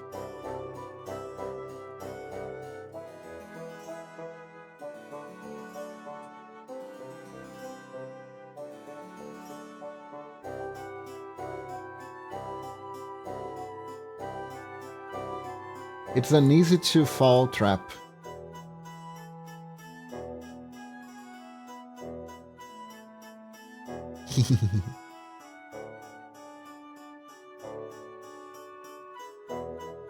It's interesting that the bangs aren't really increasing in size. They really should. Let's see here.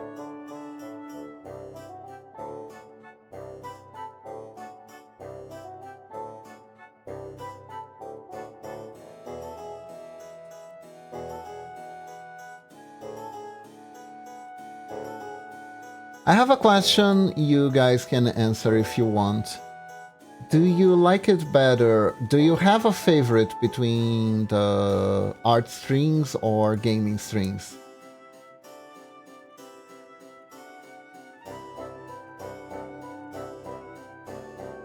I always wonder. Iba, are you the wolf behind the slaughter? No. I am the wolf behind the counter.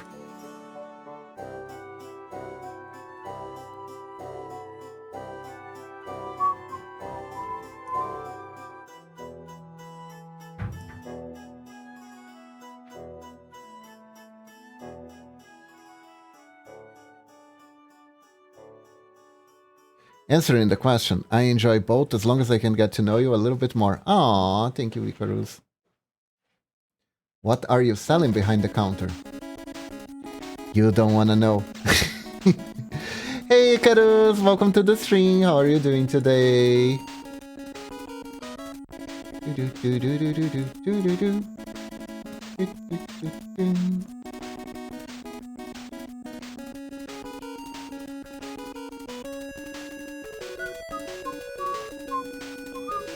I have no preference, to be honest. The gaming streams are thrilling and amazing, and the art streams remind me to relax and also spend time with you and everyone in chat, Kiba. Yeah, I think this is the best song. Like, I love every Mega Man song. Okay, there are some that are a little bit lame. I think the Shadow Man's theme could have been much better. It really could have worked at that one better, but still. Mega Man is just full of bangers. That's why it's called Rockman. You know? Cause it rocks, bro. You know what I have on my Steam? I have the full collection for Mega Man ZX and Battle Network. Which I also need to play for you guys one time. That's so true. It is, it is. I think it's actually an official reason of the name.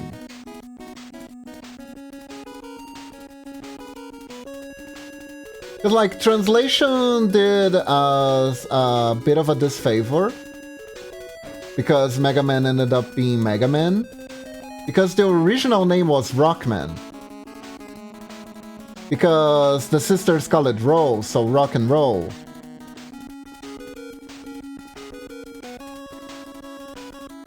And the dog is Rush, which is also a musical reference. All the names are musical references, practically.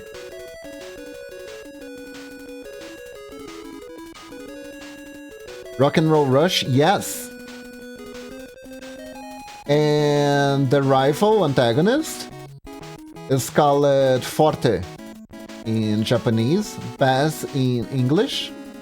And the best robot wolfy dog from the antagonist is called Tribble or Gospel.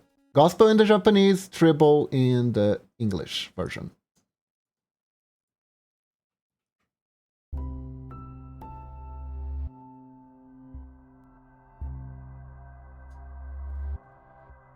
So yeah, all names related to music. Yeah, but are you making the same pixel art? Yes, that's exactly what I'm making, Kai. That's exactly what I'm making.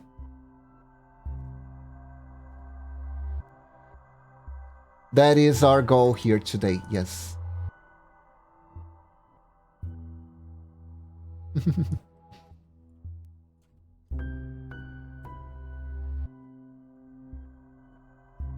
One thing I've been procrastinating, though, is trying to finish my game. I think the only way I'm gonna be able to finish that game is if I start streaming me working on the game for you guys. Because that way I will feel more obligated to making it and to sit down and focus on finishing it.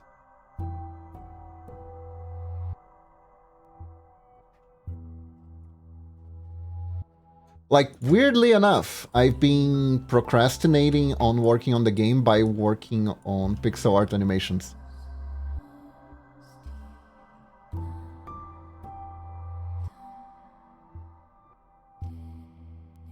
It's like I procrastinate work with different type of work, which is good because technically I'm still doing work. Oh god, lunatic, be careful.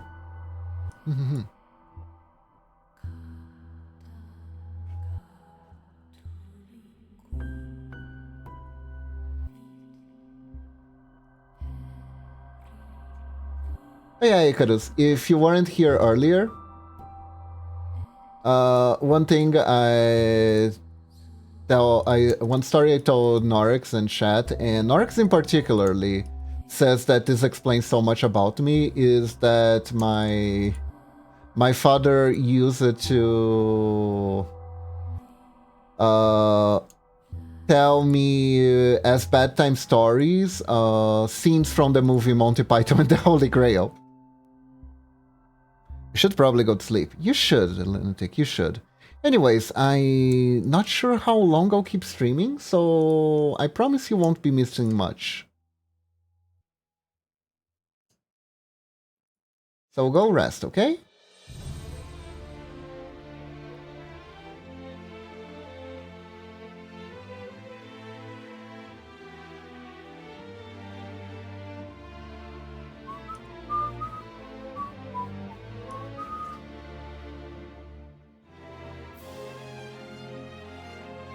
Oh, so you use it to hear bedtime stories? Yes. I used to pester my parents to tell me bedtime stories, so they had to improvise because I just wouldn't be satisfied with the same ones over and over. So my dad got creative. Or do you mean work on as in play? No, Kai. I mean actually trying to make a pixel art using my pixel art on RPG Maker. It's not an amazing game, especially because I don't have experience making it. So please, guys, curb the hype. It's not gonna be very good. But yeah, the idea is to make like a little intro game that tells my full lore. It's a lore game.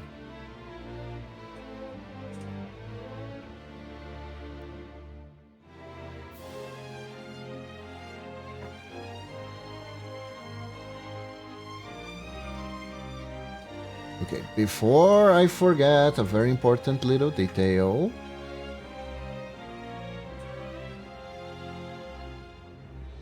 There it is.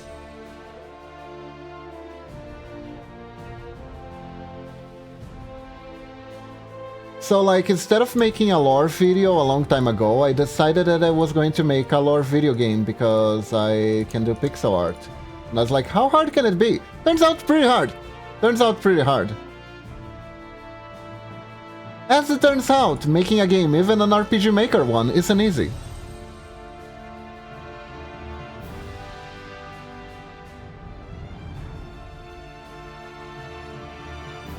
Wait, how long ago did you set up on making a video game? I think it's been over a year now, Lunatic.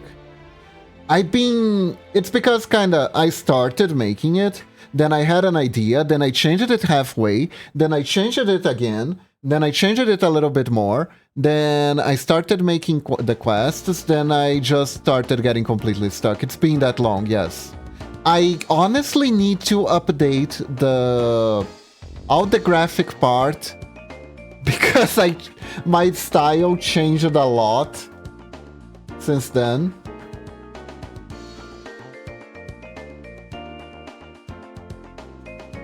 I forgot I've actually been here a while. No updating. No, I'm not, like... I'll finish the base game, and then I'll see if I can update the graphics. Ah! Okay.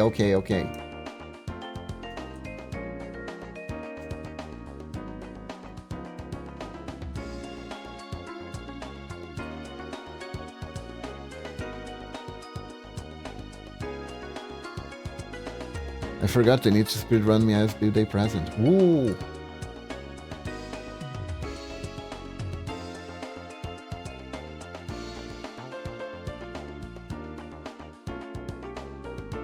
What do you guys think?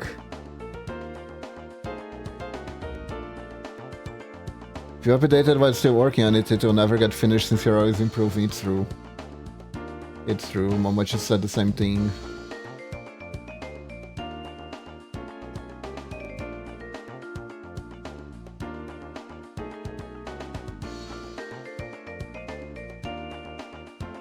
Here's how it's gonna be on Twitch.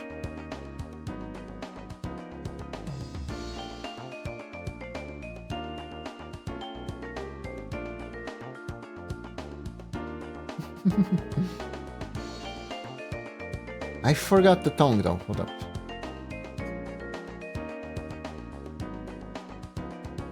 Fascinating, feels like the styles changes so...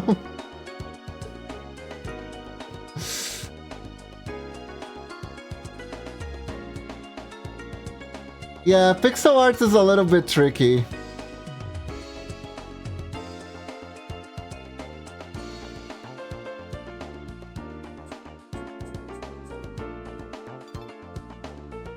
Pixel art, as it turns out, is a bit tricky.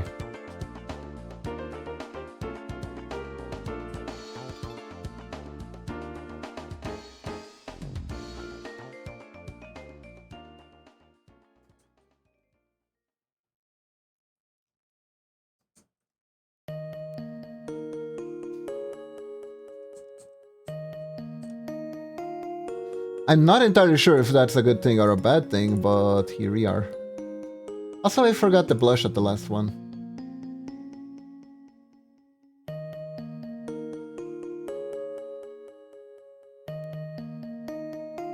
There we go.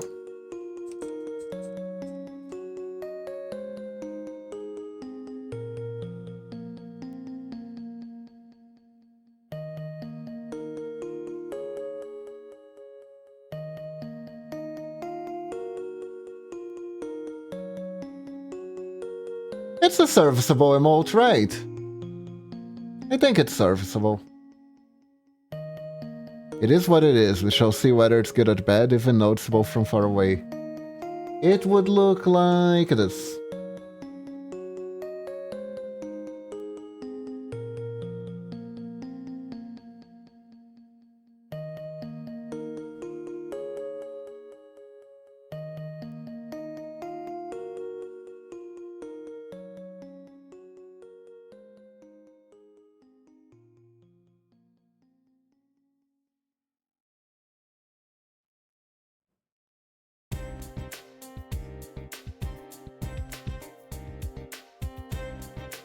Wish me luck, everyone. Alright, Kai, good luck. Do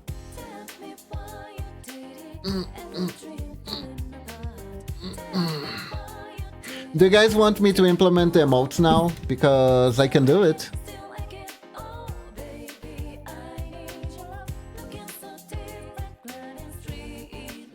Sport. Sport. See, then 200%, 56.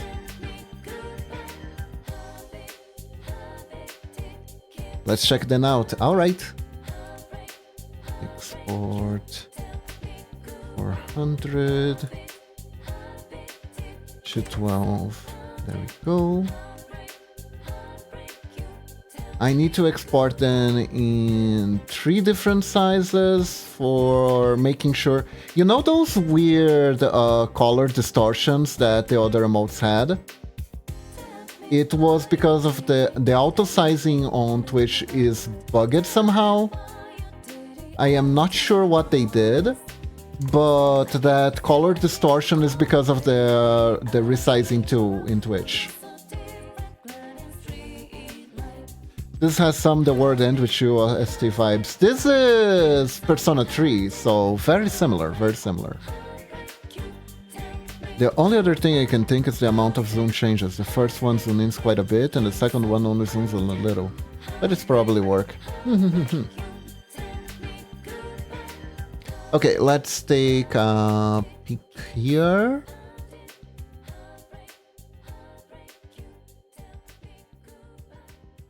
Let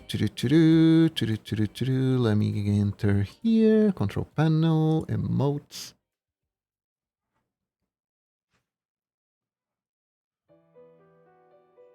Animated emotes.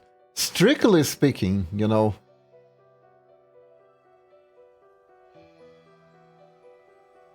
Oh god. Yeah, the resizing thing is absolutely bugged the fuck out. Jesus.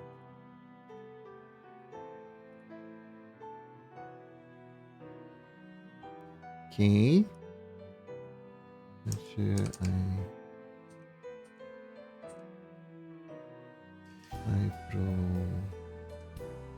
There we go. Okay, I uploaded one.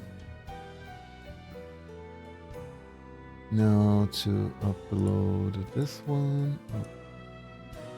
Not even gonna try with the resizing tool. 18 and this one.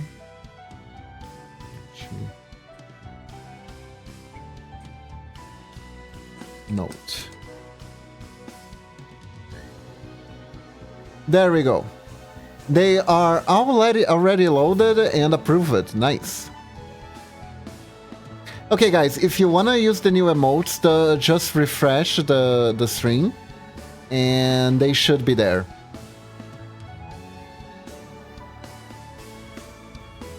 They should be there.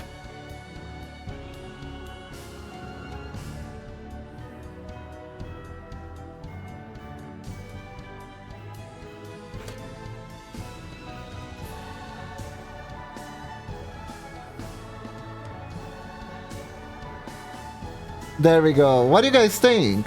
Ah, they look cute. They look cute.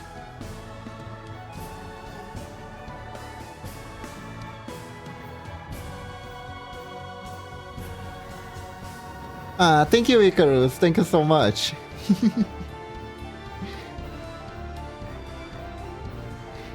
Yeah, we did it! Ah, we filled all our animated emote slots. Holy crap! It's been a journey. Yeah, this one is pretty good too, the Kibari.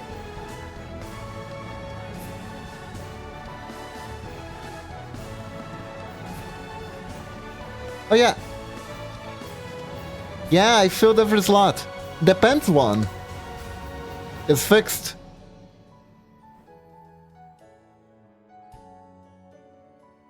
Is that a motherfucking druid face? No, it's just a screaming face, although it is pretty close. Did I do that unconsciously? It does kind of look at the druid, like the druid face, doesn't it? Huh.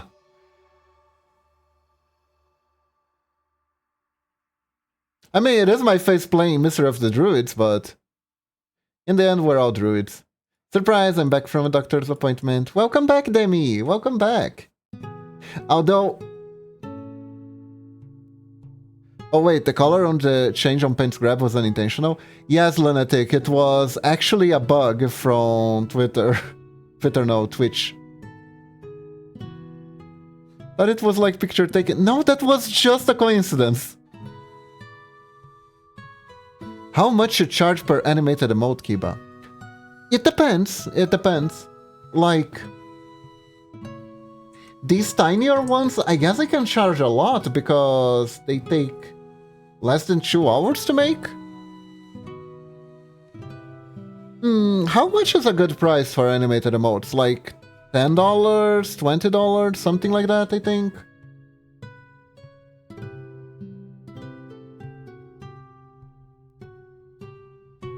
Like if it's something simple like this one, I'd probably charge $10.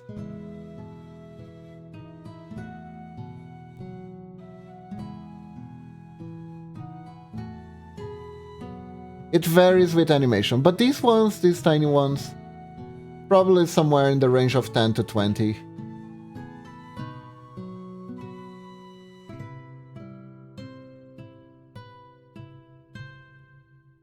That one is... Let me take a look.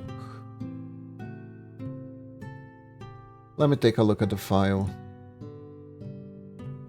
Let's see, this one, 38 by 38.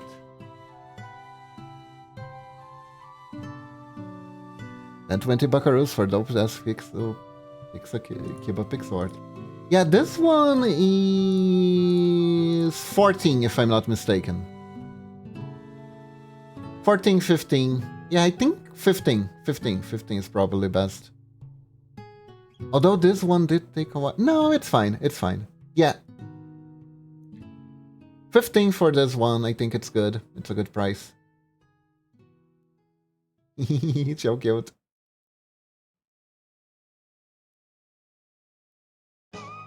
These are very tiny.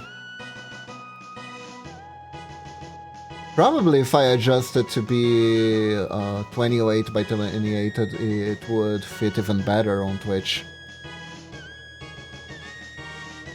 But I'm not sure how I'd be able to do it. Also, God, I need to figure out. Does anyone know how to add Patreon to the stream? I have a Patreon now. I have a Patreon. I have a Patreon now. I don't have it linked yet. Hold up. We're gonna have to do this the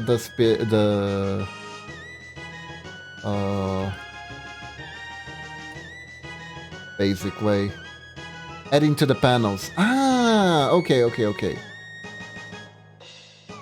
Yeah, I need to add it to the links. Hold up. For now, I'm gonna get it properly. I'm sorry, Momochi. I'm sorry.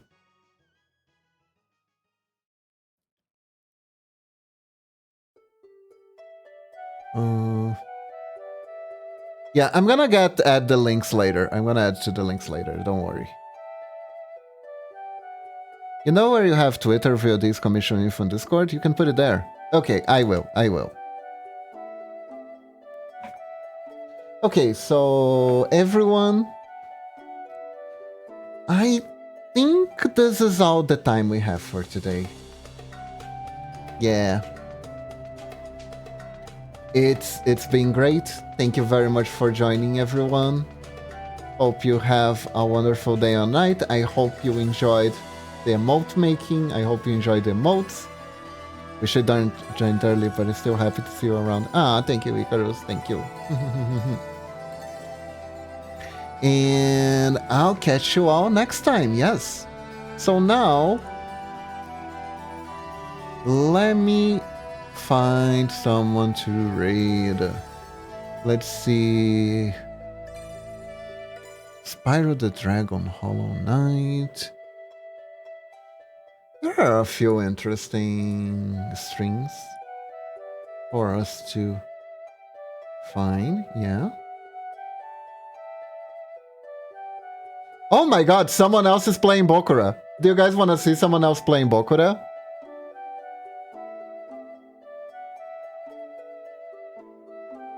Shall we go visit then?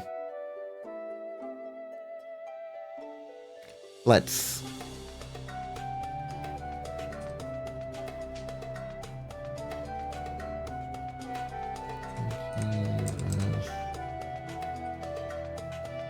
Wait, how do I spell the name? Okay.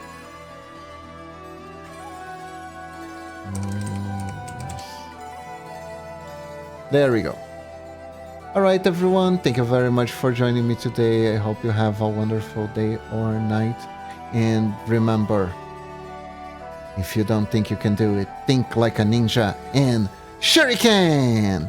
Bye bye everyone! Have a wonderful day. Bye bye! There we go.